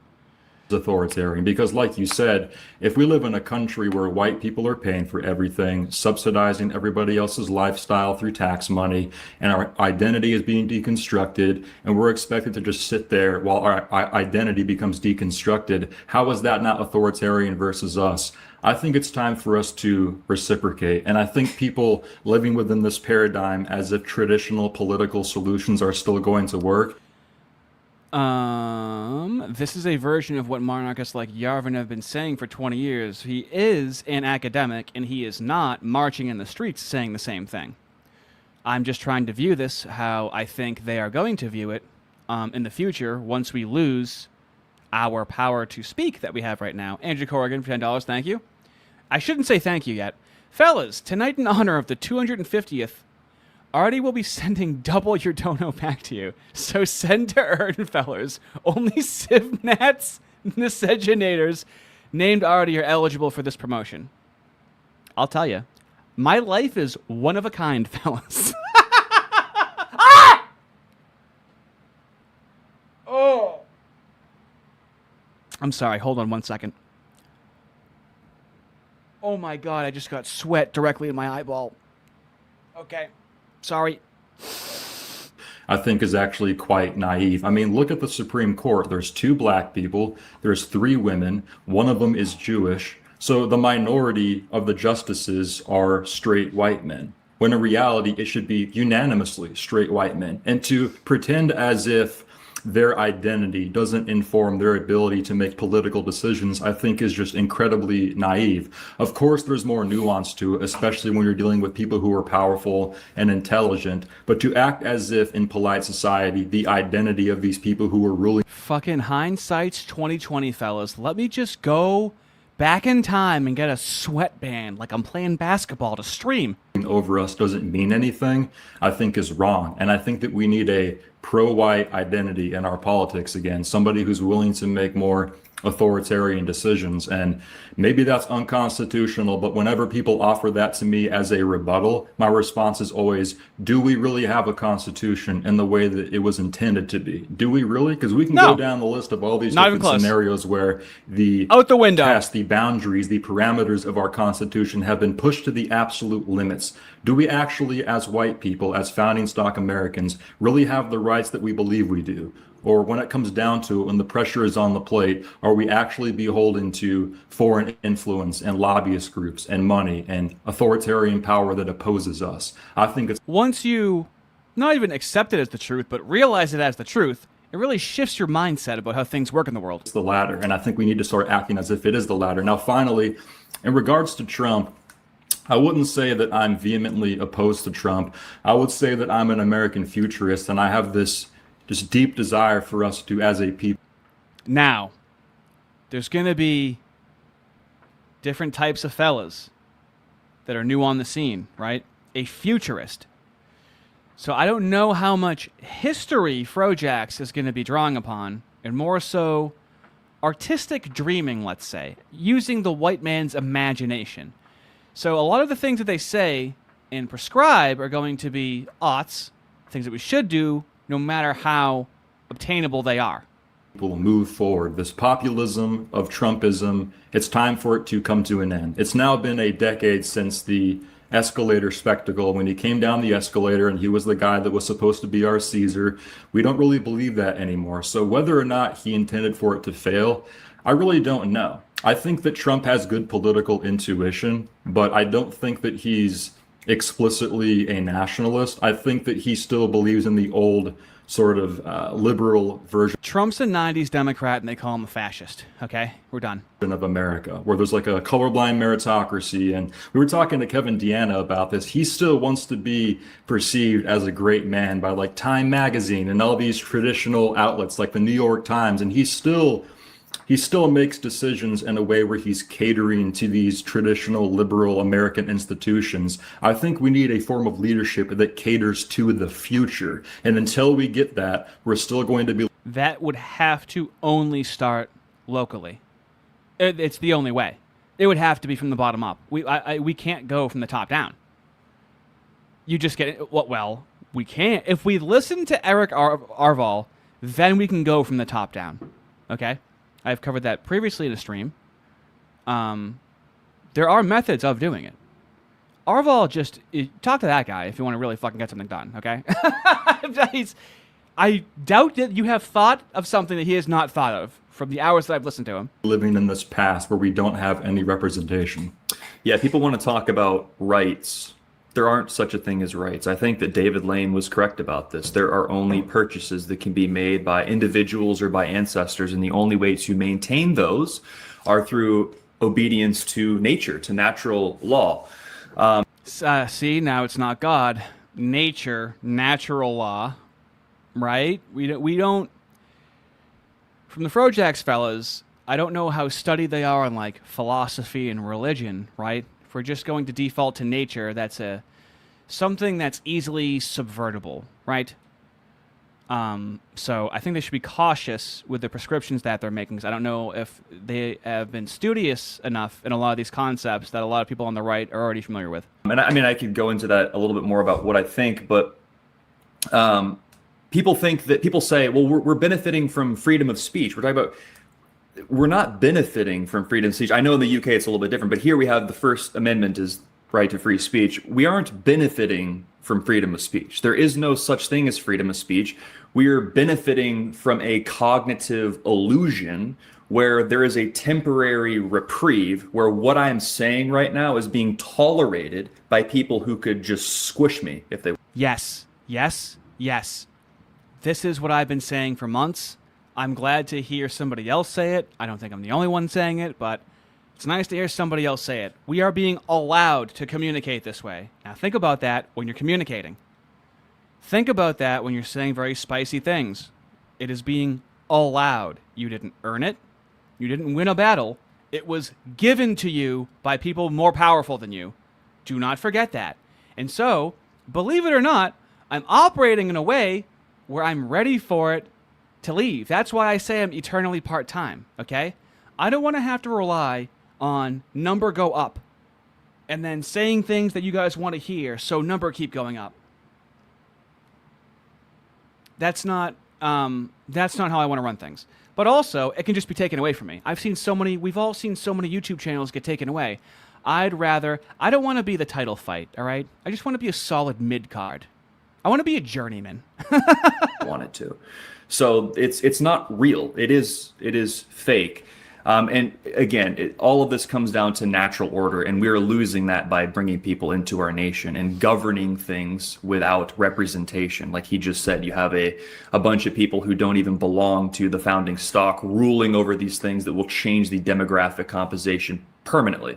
And it all fundamentally has to do with identity. Just to tie it together here, the only people who are okay with this ruling or accept it are weak whites, leftists, Jews, and non-whites, because they benefit from that. Yep. It's only... Well, we've been indoctrinated to think and feel this way. Whites across the West, okay? It's literally the planetarium episode from South Park. To be white and to not view liberalism positively will cause you great pain. I love liberalism. I want to work for liberalism every day. There's been a lot of brainwashing, and you have to meet people where they're at, discard some people, right? But there needs to be an unbrainwashing, right? And that's why I'm saying incrementalism with accelerationism. So a lot of the people they will throw away, I have no problem catching in a net. Because you can easily turn people to the other side if you hate them enough, or if you don't give them, if they're frustrated and you're like, fuck you, you're a piece of shit, I don't care about, I don't give a shit. I don't give a shit about your people. It's like, well, then what do you want me to do? Then they're going to be your enemy, right? I'm trying to prevent enemies being made in these turbulent times. Especially, do you think it's going to be this way forever? Do you think I'm going to get to say the N-word with a hard R over and over again? Forever? My 90-day ban, not from saying the N-word. That's incredible. Courageous white people who have the balls to come out and say what needs to be said. This is our... I remember on Facebook in, I think 2018, I got banned from Facebook from a picture I posted 2.5 years earlier. It was a tattoo someone had of Donald Trump giving Barack Obama a blowjob. And they banned me 2.5 years later. Do we all forget this? How this is all temporary? This is all a moment in history? This is all going away. You have to realize that. So, trying to be a step ahead of how will this look later on, and I know what you're thinking. Ardy, judging by your behavior, there's no way you think that way. Well, I do work in mysterious ways. Zafari, $5. Thank you. FroJax is still kicking the can down the road regarding the good ones. No one wants to be forced out of their home. It's a really tough sell. Well, he's looking to embolden his base, right? I wouldn't say they're giving national rhetoric for everyone. They're not giving a CivNat messaging, right? But the media, academia, governments, and corporations have already made white people that want to collectivize for themselves the enemy, right? So I don't want to precariously make enemies when we don't have to, because we have a lot of enemies. Malake, 206, baby. I'm on board with Jesus, but I can't stop sinning. Well, what if I told you that's all Christians? Right, buddy? Right? Go to liturgy. I'm saying that. So that means you're definitely going to go. It belongs to us, and we need to create a path forward where competent men can take it back. And white people have to start speaking that way too. That's going to demand that. So bearing all this in mind then, and bearing in mind that it looks like birthright citizenship is there to stay for good, the birth rate is stacked heavily now against people of European descent. Yes. You know, white European babies in America are already a minority, so this is built in to the demographic structure of America. So as more elderly whites die and an increasing number of non-white babies are born, it looks pretty much inevitable. Now imagine living in Canada where they have advertisements to kill whites from the government. It's fucking insane. Each country has its own different insane fucking implementation of the shit. Inevitable now that white Europeans will be a minority in America within the next decade. By the time we hit 2035, you guys are going to be a minority. Yeah. So where do you see this going? Because there's some people that have an idea of taking over the... Fellas, face it, you're going to have to fuck a homeless black woman. I'm so sorry, I'm just kidding. It's like what I do with the left. I like to say things they don't want to hear, and you're not safe from that either. It's really fun to say something a person doesn't want to hear, because I'm 5 years old, and there's nothing I can do about it. Republicans gaining power through the Republicans. And I'll give you 3 examples. You have the Nick Fuentes type people. I think Nick Fuentes... Here we have the Nick Fuentes question. Fellas, I do have about a 14, 15 video playlist of all of my thoughts on Nick Fuentes in the past 6 months. He's done some very good things. He's done some very stupid things. Some things he does I like. Some things he does I don't like. And he clearly does put a lot of stock. All right, and let's see if I can get us under 200 watching with that last joke I made. In the Republican Party, and thinks that if guided correctly, it could be at some point either manipulated into a position that would be useful for white people, or even taken over by the right people. You know, the right people could come forward, and with the right people steering it, you could end up with sort of a nationalist version of the Republican Party that did the right thing. Then there are people more like your Warren Balog types who believe that alternative political movements or third parties must be created that basically build something outside of the current political dichotomy. Ah, yes, a parallel structure. Eric Arval, the master of parallel structures. Oh boy. All you have to do, $25 for a lifetime membership. I messaged Eric Arval, and I was like, if you change that, let me know. And he went, all right, I will do. $25. And then you can have a network of whites. They do some mild vetting, okay? It's a global membership. Of course, it has to be in the United States. And it has to physically be built in the South. These things have to happen. But it's rapidly growing, and they're visible, right? They are unabashed. This is who we are. And if you get fired, if you can secure employment with them, there's a lot of opportunities in the background. It's highly specified to what you're capable of doing. And then finally, there are people like Arval who just say, you know what? Okay, so hold on. This is good. Endless, 2029. I still respect what Christianity and its principles did for Europe and its territories in the past, but I think those times are gone. Okay, what do you identify as? Are you a pagan? What do I call the person that has this thought? Are you just thinking about stuff? Are you like homeless, title-wise? Very curious. None of this is going to work. We've done this so many times before. It's always failed. It's time to just get back to what we as founding stock did best, which is found something for our people and create a better world on American soil. And you guys have this incredible amount of land and space where starting again is... This is what the Americans very much don't realize, okay? I mean, what? Arden, a third of Canada is habitable? We got the whole country in the United States, baby. We really are massive with what we can do. Off the table. You know, starting again is a lot...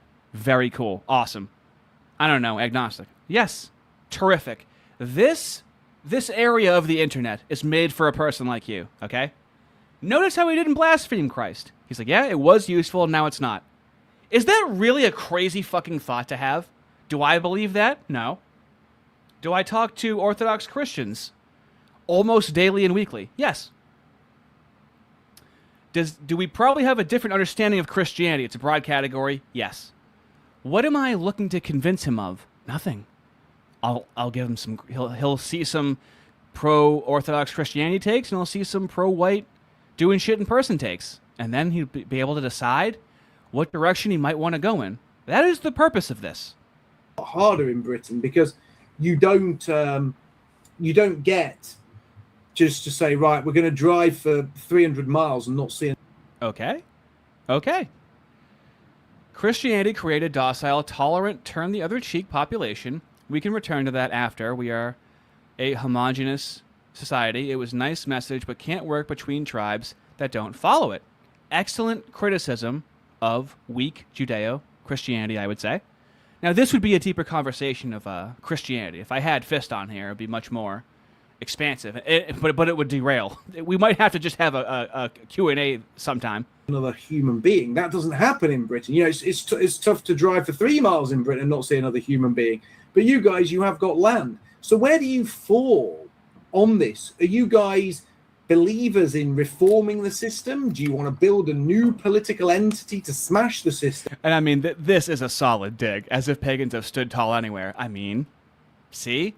Now we can shake hands after. We're both throwing some good blows. Or are you guys for intentional communities?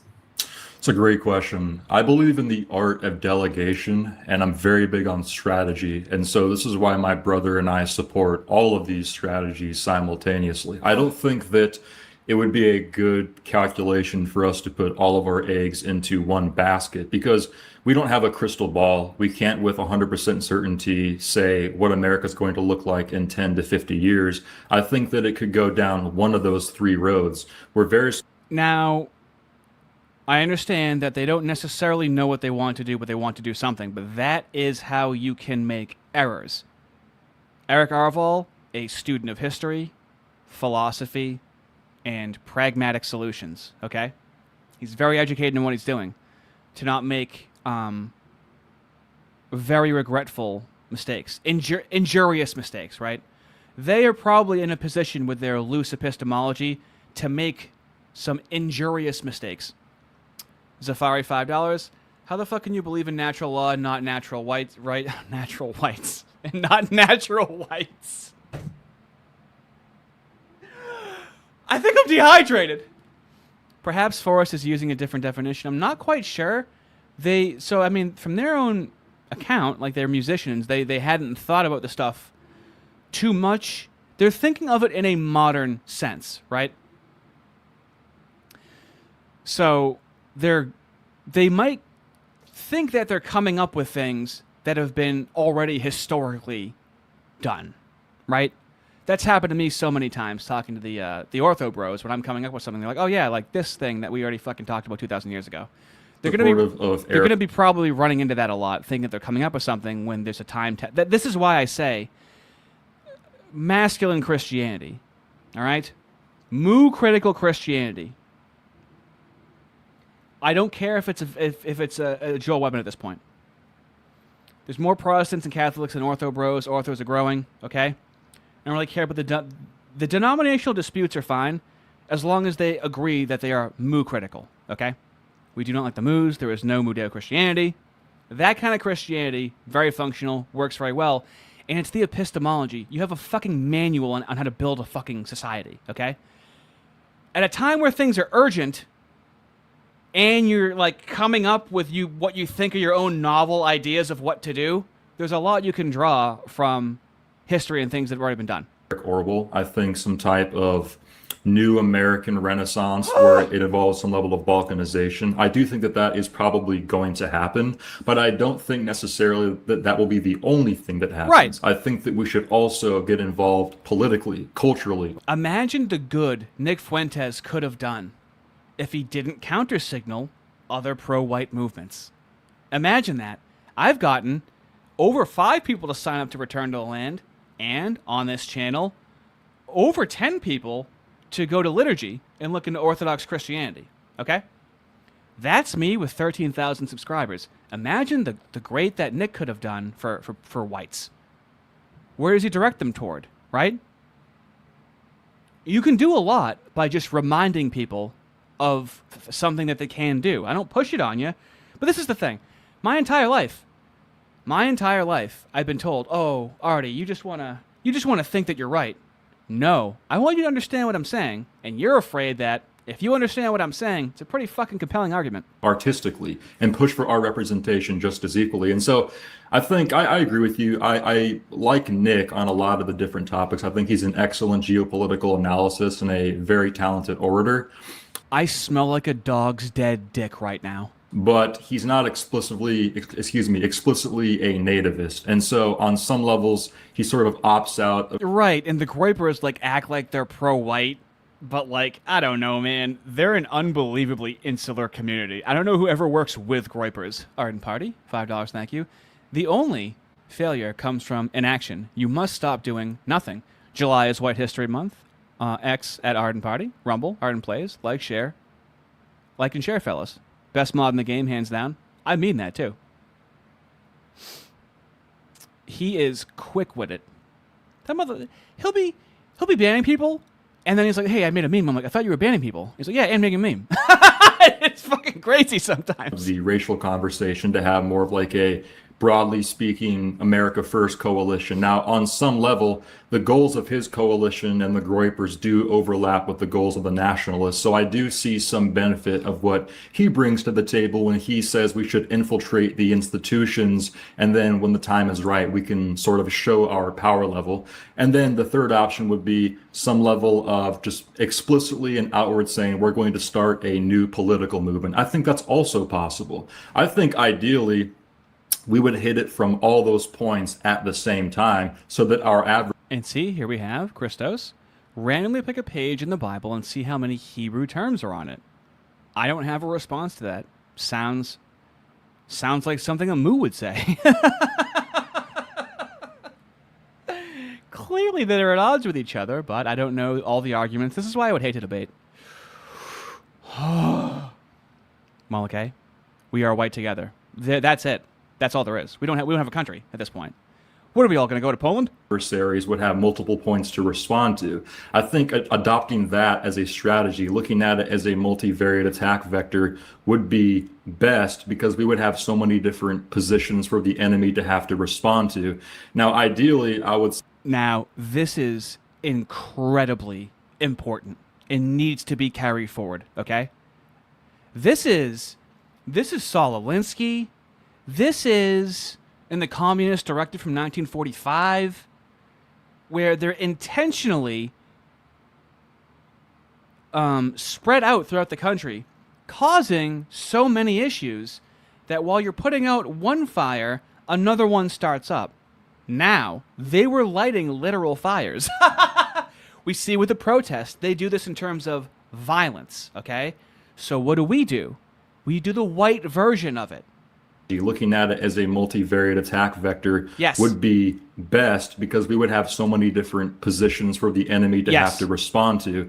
Now, ideally, I would say that is just strategically a pretty high-level observation to make. Say I'm ambitious and I would like to see the GOP completely consumed by nationalists, because the reality is that the GOP is weak.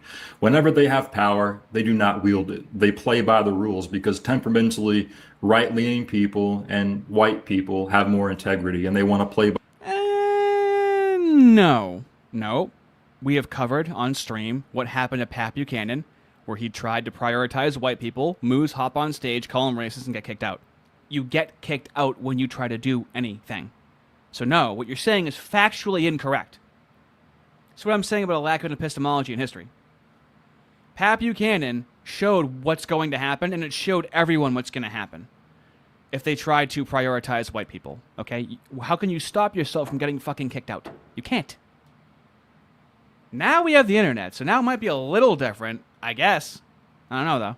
the rules, as opposed to Marxists, leftists, and people who want to dismantle these hierarchies. So there's a innate disadvantage there.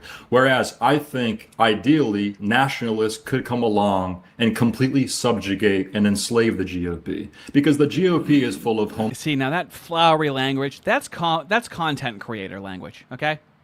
I don't think that's actual serious movement language. Homosexuals, Jews, and rhinos, and people that do not properly wield their political power when they are elected. And so I do think that some level of nationalist subjugating the GOP could be quite effective, because how would you subjugate them, though? It is like you said, that is where most of the political capital is. We could subjugate them and rebrand them as the Nationalist Party. I mean, we could do anything. And so I would say overall, if that answers your question, we should hit it from every angle at the same time. And on the topic of white Americans losing their absolute majority status, that very well may be the best thing that could possibly happen to white people. If we look at Ashkenazi Jews, they're about 2% of the United States population. Everybody knows that they hold disproportionate amounts of power. We don't have to go down that dead horse. But why?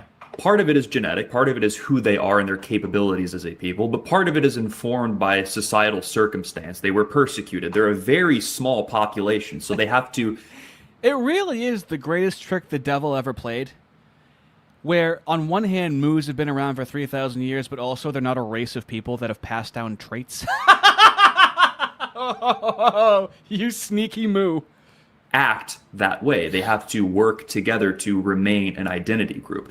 White people, we've sort of had a little bit easier in the United States. We were afforded all these luxuries and beautification. Also, it's difficult for a white person to not only imagine, but want to acknowledge such a force that seems nice that wants to hurt them. My mom doesn't want to see any of this. During COVID, she'd maybe wear a mask, and then we took it off to eat, and I was like, you are... The TV tells you something, and you're from a generation that goes, yep, that's what we're doing. Of the best parts of society by our ancestors, and we sort of rested on our laurels a little bit, and we let too many people in, and now we're sort of dealing with that. If we become a minority, it's... This is terrific. I should just have this all the time. Deepcom, thank you. Pagans who are new here, if you're wondering how Ardy, an atheist, has so many Christian people in his community, he doesn't blaspheme and he doesn't insult Christians for their beliefs. Well, it kind of built the West, you know? So they're onto something. They're certainly doing something right. But hold on. I'm an atheist. The Christians in my community are fine with me criticizing Christians. This is what I say about discernment, okay? I do criticize shitty Christians because I've been around Christians. How can I not like Christians that are like, don't blaspheme Christ and don't like say like sexual degenerate shit for the most part? I'm like, all right, but I can like say anything else. They're like, yeah, dude, it's jokes. It's like very straightforward lines, but they're not sewing circle Christians. Oh, even recently on stream, Fist said goddamn, and I'm like, oh, you said God's name in vain. He went, shut the fuck up. It's like a devout Orthodox Christian. They don't do those language games that other Protestant denominations do. Sorry, Protestants. It's going to be a matter of survival at a certain point. And people like to get blackpilled and say, it's over, we're going to be a minority. We're still the largest minority group if we're like, say, 45%. And once we're sort of backed into a corner, Yes, disproportionately, Jews hold more power and capital, but numerically, white people still have the most power, still have the most billionaires. We can still absolutely win. So people want to like point to the Jews and all this stuff, and they get caught in the same. Isn't that easy to convince a billionaire? I mean, we really got lucky. Either we got lucky or it's manufactured with Elon Musk and X. None of this exists without X. Trap that was created for you by the anti-whiteism. It's the same. Oh no, fireworks are going off outside of my window.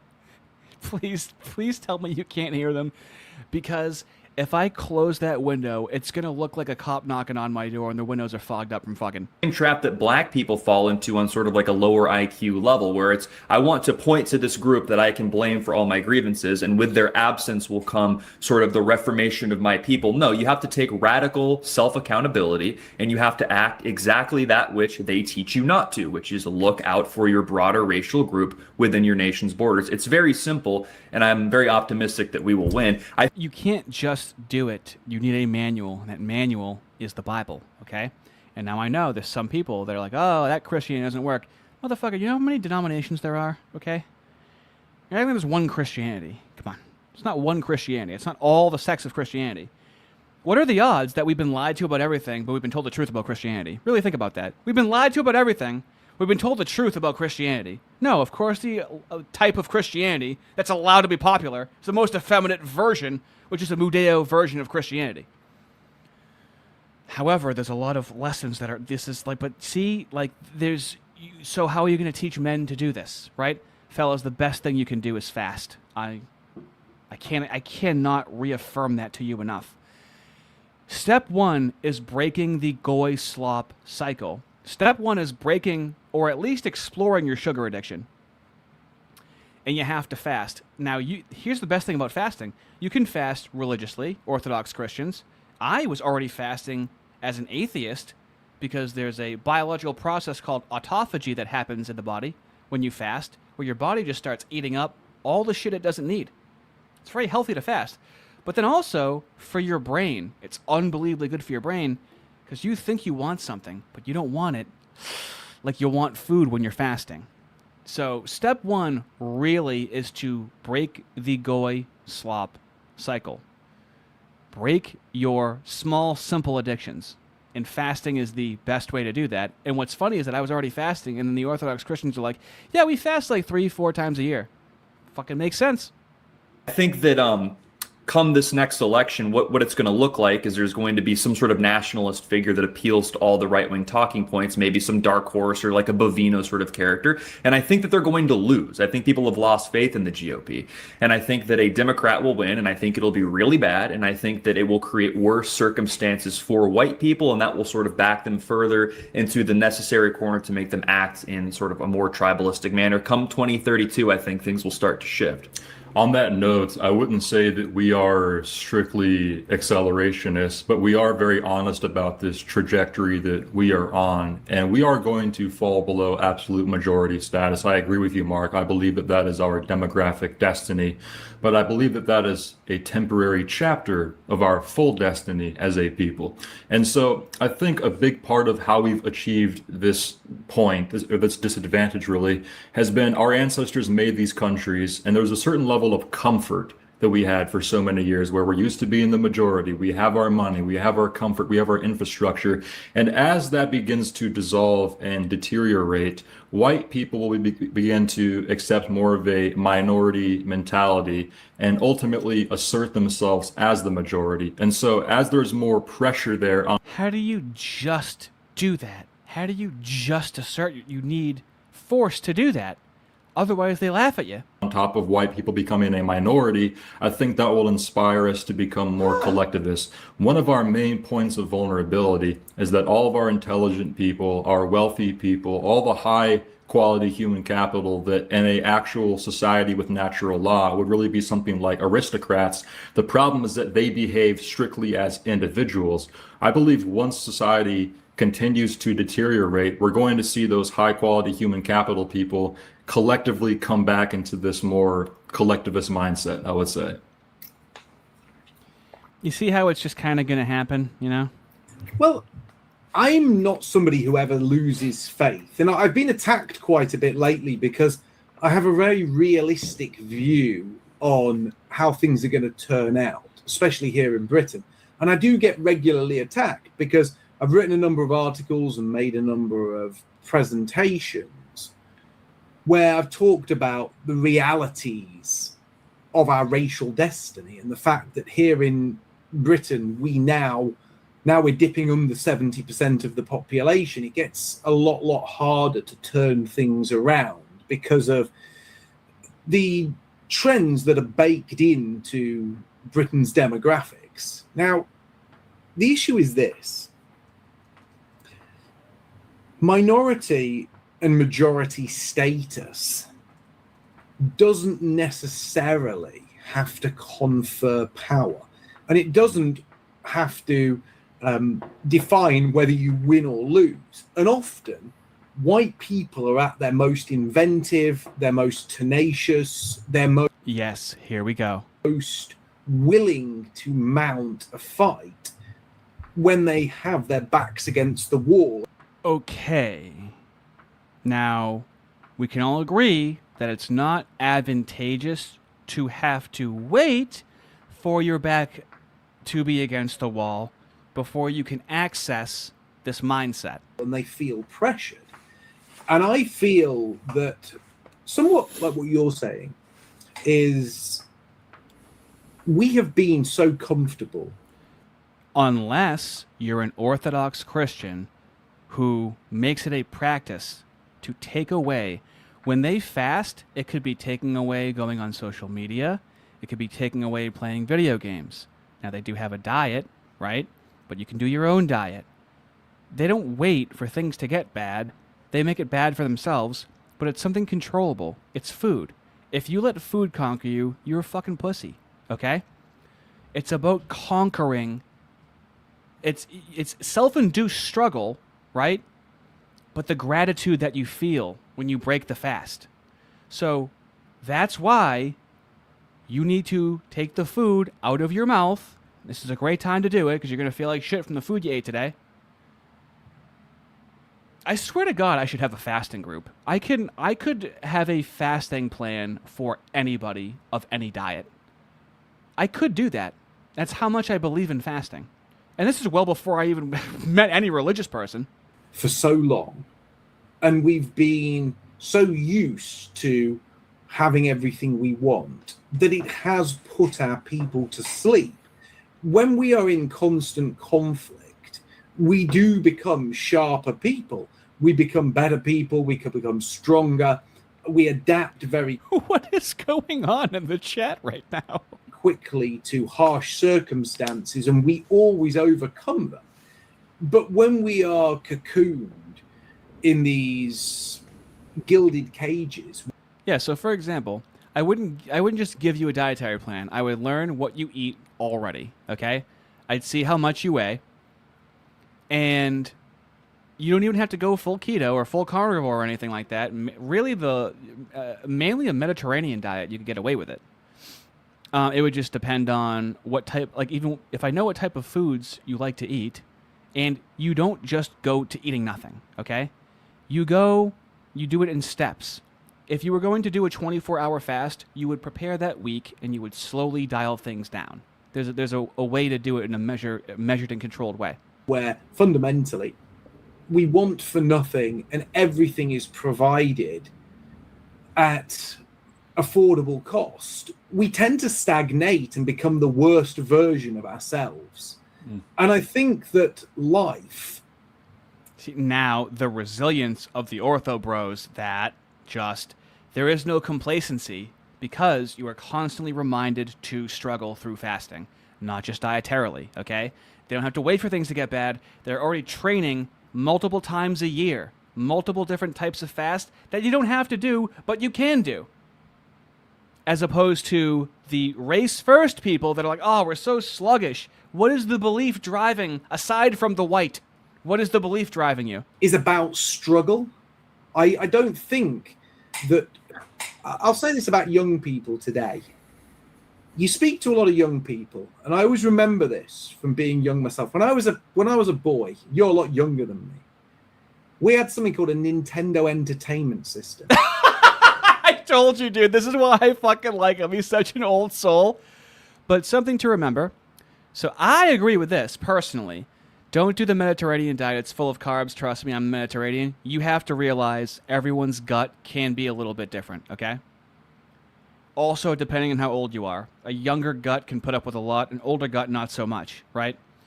Some people get queasy with meat. So I'm even customizing it down to that, right?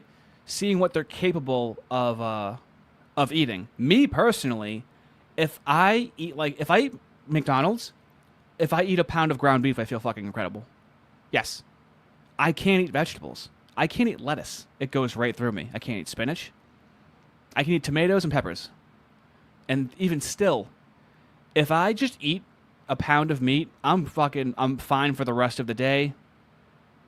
Drop off a single long Cosby kid at the pool, we're good to go.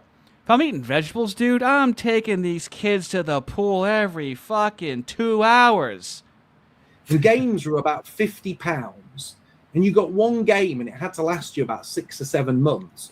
So when you got it, you would get the best. This is a really fucking good point. I do remember this with video games. You appreciated the one thing you had. Now it's like hyper-consumerism, and everyone's fucking attention span's completely shot, and they don't value anything. Again, fast gratitude. That is the only thing you can do to combat that. Best out of it. And, there was these games that were incredibly difficult, but like 10-year-old kids had beat them because they'd play them for 2 hours every day. And yes, I do remember that. Now, olive oil is the main other non-animal fat I use. And guess what? The ortho bros, kind of Greek, okay? And they all like using olive oil, so their fast means you can't use olive oil. Because they want it. That's why. Nothing to do dietarily. It's completely healthy. But you restrict that which you normally like and use. And it fucking grows a giant single hair on your chest. So they knew it so well, they could do it just reflexively.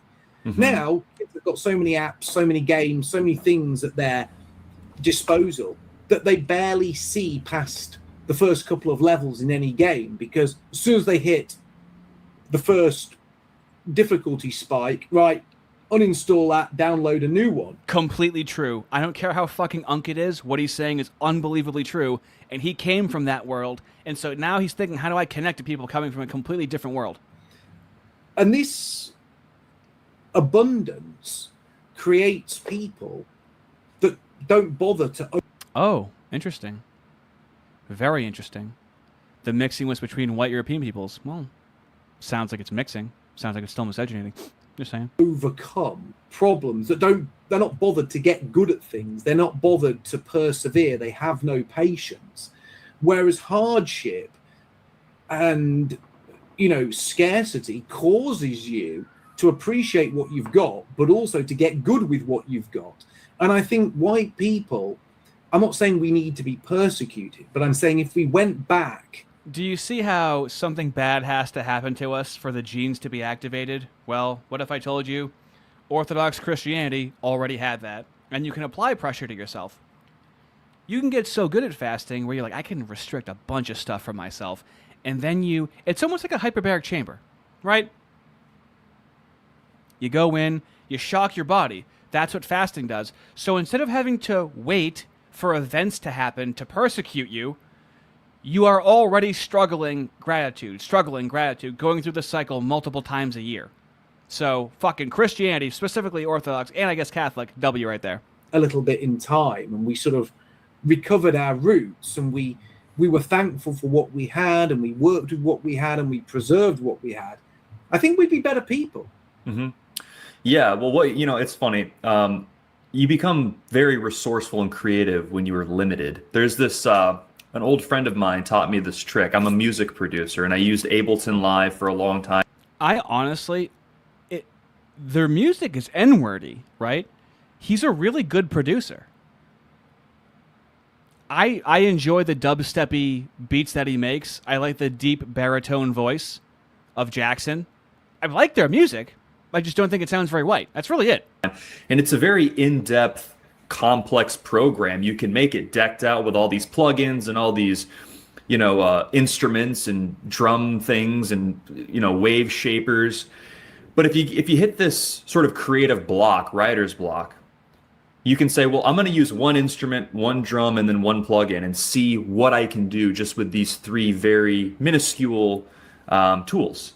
And you sort of unlock parts of yourself that you didn't really know were there. You think with abundance you have that much more free reign. You really don't, right? It's like a chess game, right? Chess is complex, but you are confined to a set of parameters. Time, the pieces can only move in certain directions. And if you think about how white people evolutionarily came to be, it is because of scarce resources. Why is Africa not You want to know what the most scarce resource is in your day-to-day life? Food, and you can take it away from yourself. I swear, I really should. Because less than 1% of my audience enjoys listening to me talk about fasting, but I could talk about it for a lot longer. Do you drink water during your fast? I have pretty much exclusively drank water every day for 10 years. Yes, you could do a dry fast where you don't even drink water. That's if you're really fat, and that's a lot more involved. But yeah, it's a fast is not consuming calories, right? So essentially you want to stay under 50 calories. If you're having a tough time, you can drink beef broth, you can eat a pickle. Things that are very low calorically to get you through to your feeding window. Innovative? Well, because they're very resource rich and they don't really need to store food through long winters, So again, that's why I said I do believe that becoming minority status very well may be the exact evolutionary selection pressure that's necessary to not only get rid of all the people that just simply aren't going to make it, but also to sort of reformulate and inspire the ones who are going to breed through the next explosion of innovation, which will come, and it will be different. I mean, part of this is downstream from industrialization. They kind of are futurists, right? They're imagining a future, which Arval is good at doing, but he's extremely philosophically educated, right? The Industrial Revolution, and now we're touching AI, and we have no idea what's going to happen as a result. We are partly adapting to that, but I do believe that we have to become a little bit more limited, and things have to get worse first. It's the same. It's the old trick. This is kind of communist thinking, where the material conditions need to get worse. How bad are they in the UK, and how the fuck is that going? It's good men create, easy times create weak men create hard times, and then the cycle continues. And that's the cycle that we are ending right now. Good men created good times, and now we're dealing with a lot of weak men that aren't going to make it, and a very small amount of highly motivated white people are going to start the new West. That's really what's going to happen here. I was just going to say some version of that. Scarcity breeds abundance. Abundance breeds docility. And our recent docile forefathers have led us to this point. And the cycle is about to restart. They weren't allowed to have a nation. They weren't allowed to be nationalists. They weren't allowed. You try to talk to your parents or your grandparents.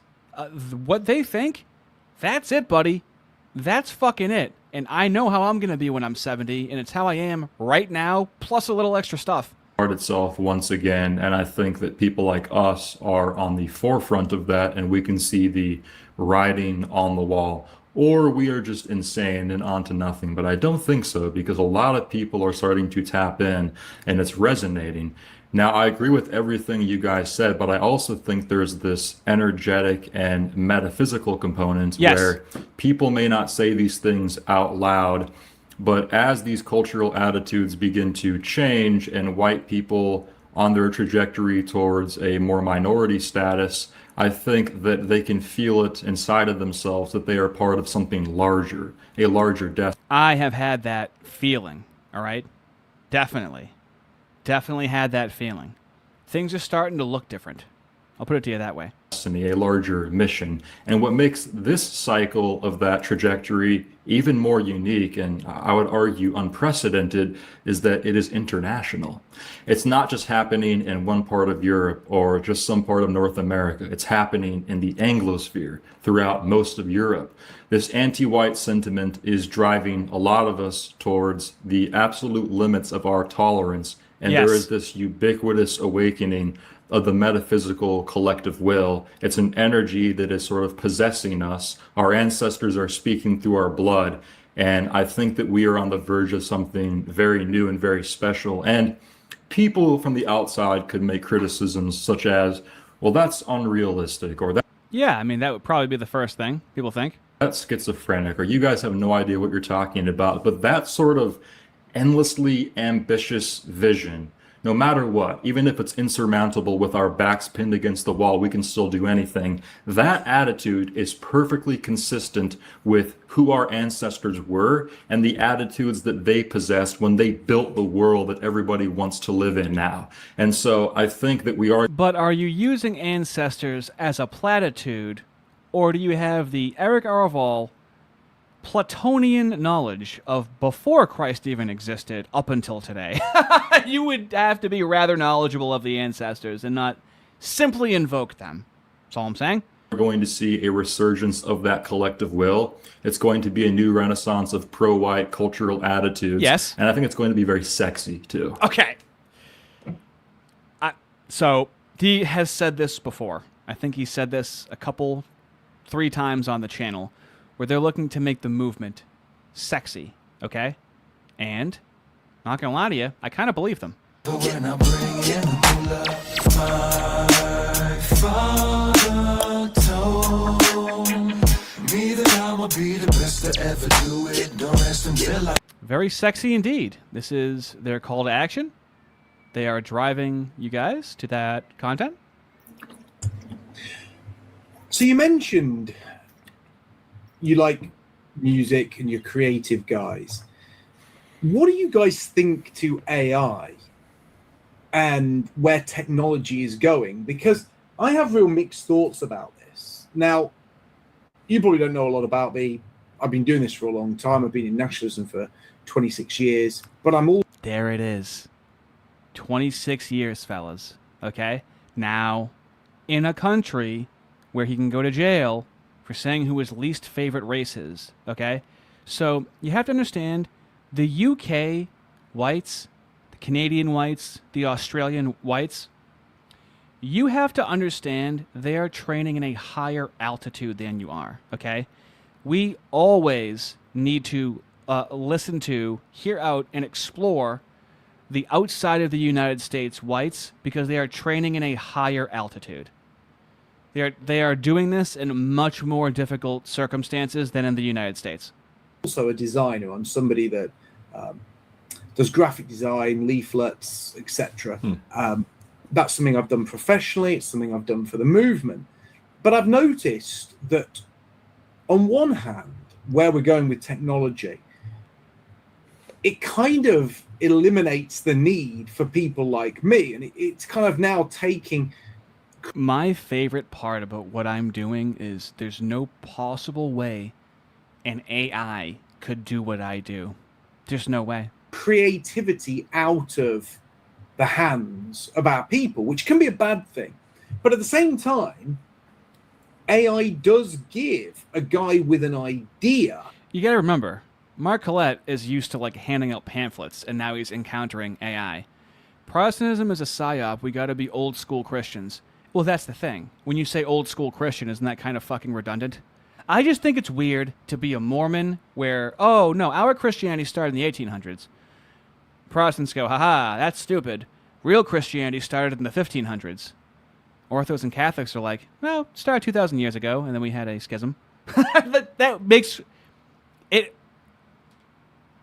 That's, to me, as an outsider looking in, a Christianity that's less than 1,000 years old sounds fucking stupid. Right? Oh, did we get it right? Now we got it right. Now man got it right. The apostolic succession of the Orthodox Church reigns supreme. That's all I'm saying. The ability to create something from his bedroom that he previously wouldn't have been able to create. One of the best examples of the use of AI was is the short film made by Devon Stack about the early settlers who were... Devon Stack has some unbelievably investigative videos, and he's like 28,000 followers in Odyssey. Why can't Rumble be like Odyssey? I swear, if I lose my YouTube, I'm going to fucking Odyssey, because there's no searchability on Rumble anyway.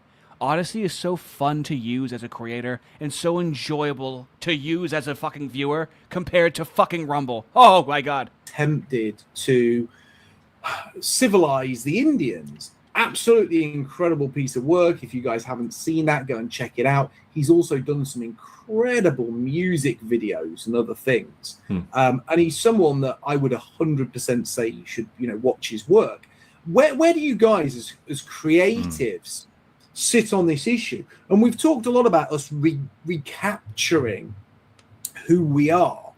And I kind of, at one part, I think, well, part of me thinks, I do have an answer for this. I know people who are graphic artists and they're being sort of pushed out of the industry by AI programs that in a couple of minutes can come up with 3 or 4 images that would have taken an artist all day to work on. I'll just say it now. AI is for political usage. AI is functional. Now, as Europeans, there's always going to be people that have an infatuation with the history and art, right? And then those things would be sold internally as beautiful pieces of art, right? Those would be more so luxury items, or ceremonial art is what we would create. That's what they would be used for, those artists, and it would be venerated. Otherwise, AI for like functional political propaganda, I think that's like a clear answer people can get on board with. But on the other hand, the idea that we will soon be able to create films, albums, computer games, comics. Computer games. He's unkin, bro. See? That's why I want to throw my boisterous energy toward him. Because this guy's great. He's a great guy, right? But we live in spurgy times, and I try to, enact the spurgy plan. That rival anything produced by the mainstream, and we could do that from our own bedrooms. I'm not sure where I lie on this, because I hate the idea of human creativity being robbed from us and replaced. It's not being robbed. There will always be tortured artists, especially historically, especially in this context. They're always going to exist. You just wouldn't commission them for a flyer or something you need quickly. By some, learning algorithm. But at the same time, imagine if you guys came up with a wonderful idea for a film and you managed to produce something that you otherwise wouldn't have been able to do, or you'd have needed, $200 million to produce it on the big screen, but you did it at home, for I don't know, a month's worth of work, which, cost you time and a little bit of, opportunity costs, but it didn't cost you $200 million, which you could have never. Within this community, there would be someone that takes their time painting something, illustrating whatever it is, and they could sell it for $300 and it would mean something. They would be adequately compensated. So that's where that would sit. There's still a market for that, and there's people, would draw and learn these artistic forms as a form of healing. And so it wouldn't go away. You can't stop someone from being an artist. You can't. It's within them. It's unstoppable. It'll manifest in one way or another. And there's always going to be people that want to put pen to paper, a brush to a canvas. Raised anyway. That's a great question. That's actually one of the main reasons why we broadened our type of content from just doing music to being involved in politics and nationalism, because as musicians, that was a anxiety that we experienced on a deep, visceral level. A few years ago, my brother was really the one here in our local music scene who was kind of warning people about the prospect of AI replacing musicians. And also for myself as a lifetime writer, it is very daunting to see that a language model can now replicate something that would take me a month to conceive of within seconds. And so there is something about that that... This is a really good point. There's also the fact that AI, when combined with hand-matched sketches, gives a better result. It's almost like antiquing, where it can just up the resolution of it, clean it up. Makes a true artist feel minuscule and belittled in a way. But like all types of major innovation, it is a double-edged sword. And while there are cons and trade-offs, there are also potential benefits. And one of those for our cause could be the use of propaganda. Like you said, Yes. a propagandic film, a Yes. propagandic song, a propagandic painting.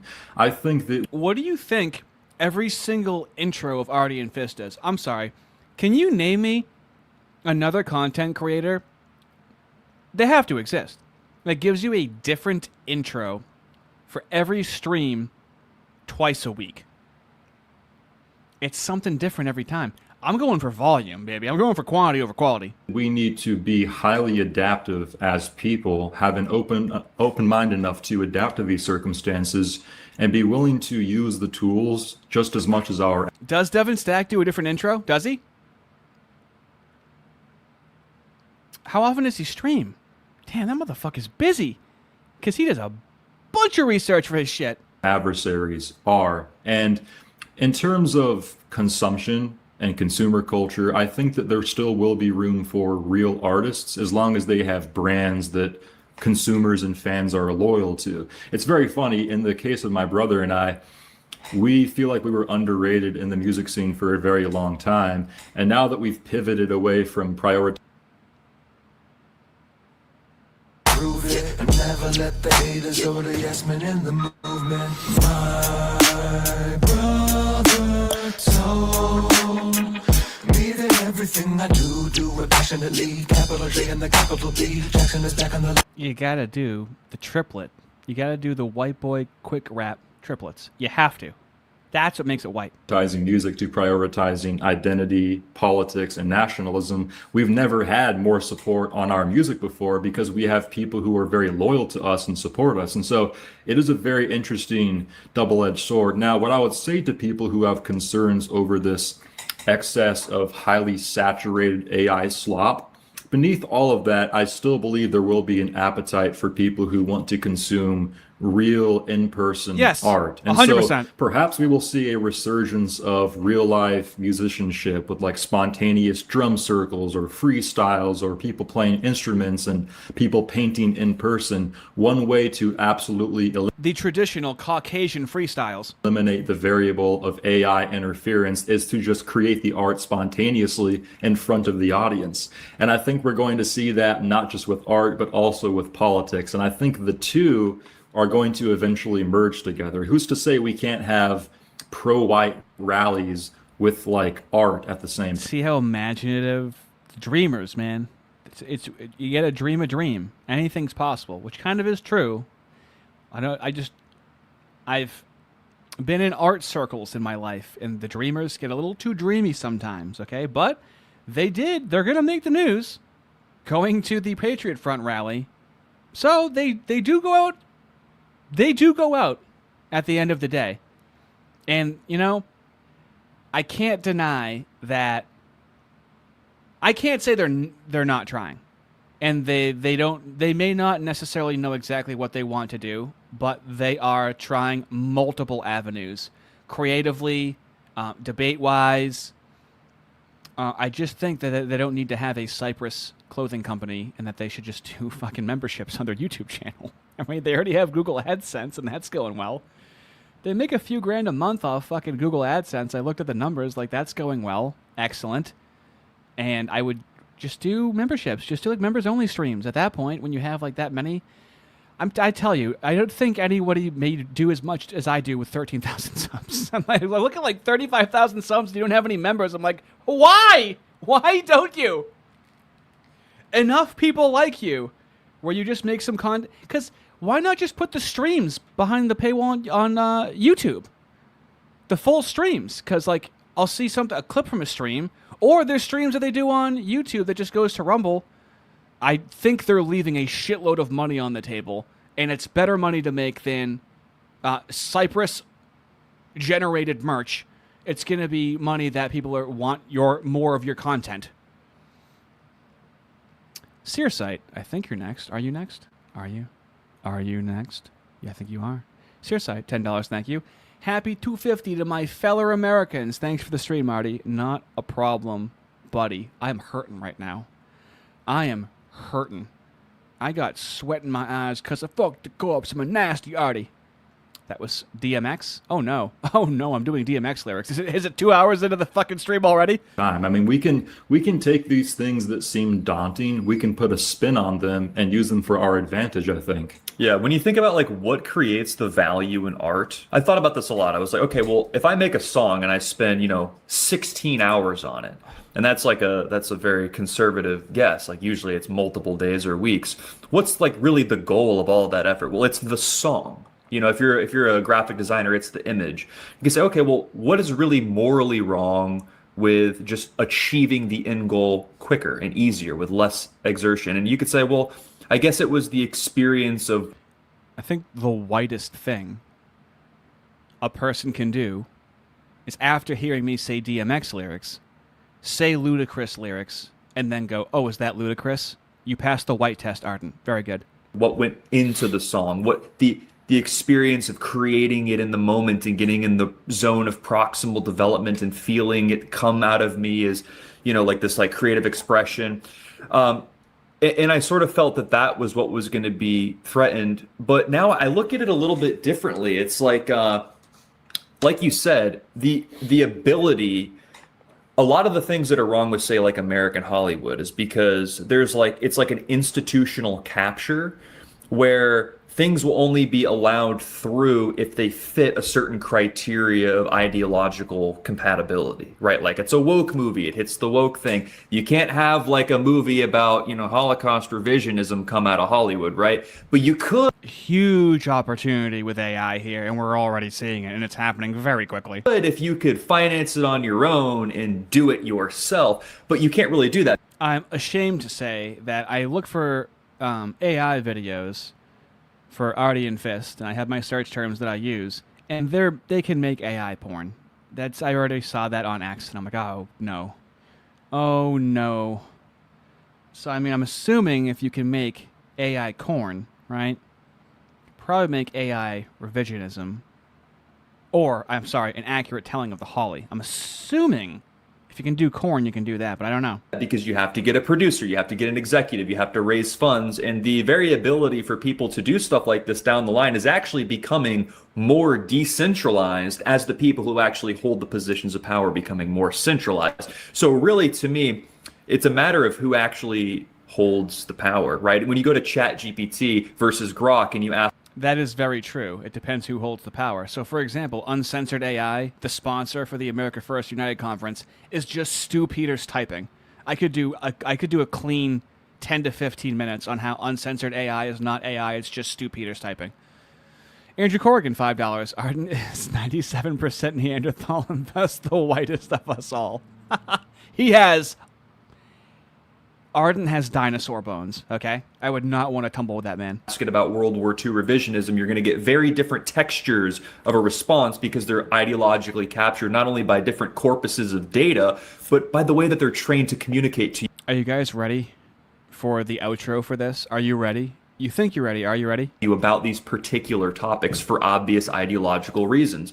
So that's how I look at it now. I'm actually less concerned with the creativity. I think that AI is just an inevitable human creation. Like, of course we were going to get here. And to sort of like, hey, everybody, stop the horses. This is what we do. We build things as human beings. This is what we're meant to do. It's just going to be a scramble for power. Here we go.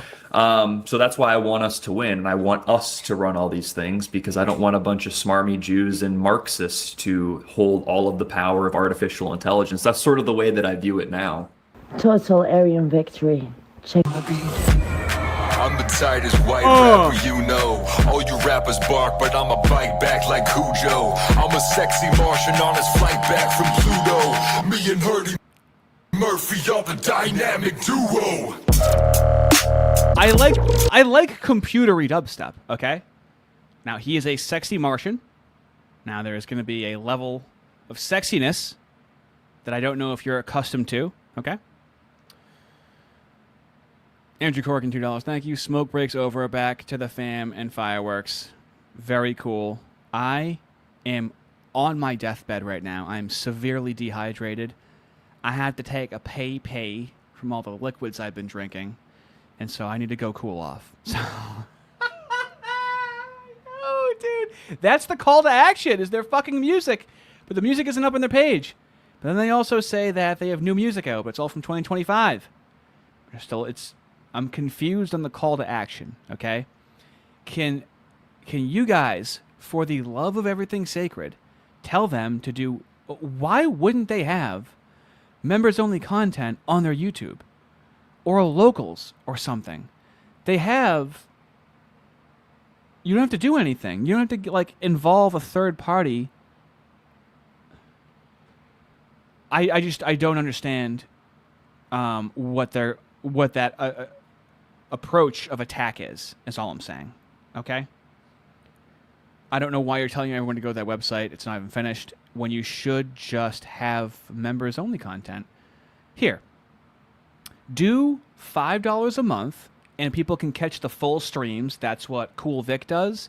That's what Remnant does. If you want to catch the full stream, that's $5 a month. And then you could do $10 a month where you do members only live streams, where then you actually are live with them. And maybe you're reviewing some content that you've done. I know that Forrest has done live streams when he's making music, when he's making beats, stuff like that. That would just make way more sense than a call to action to a fucking Cypress clothing company. I just think it's fucking bizarre. Anyway. Fellas, thanks for hanging out. I am going to piss my face off. I'm going to shower because I smell like a backwards, upside-down baboon's asshole. Have a fantastic night. There's nowhere to send you, but enjoy the 4th, fellas. Get liggity lit.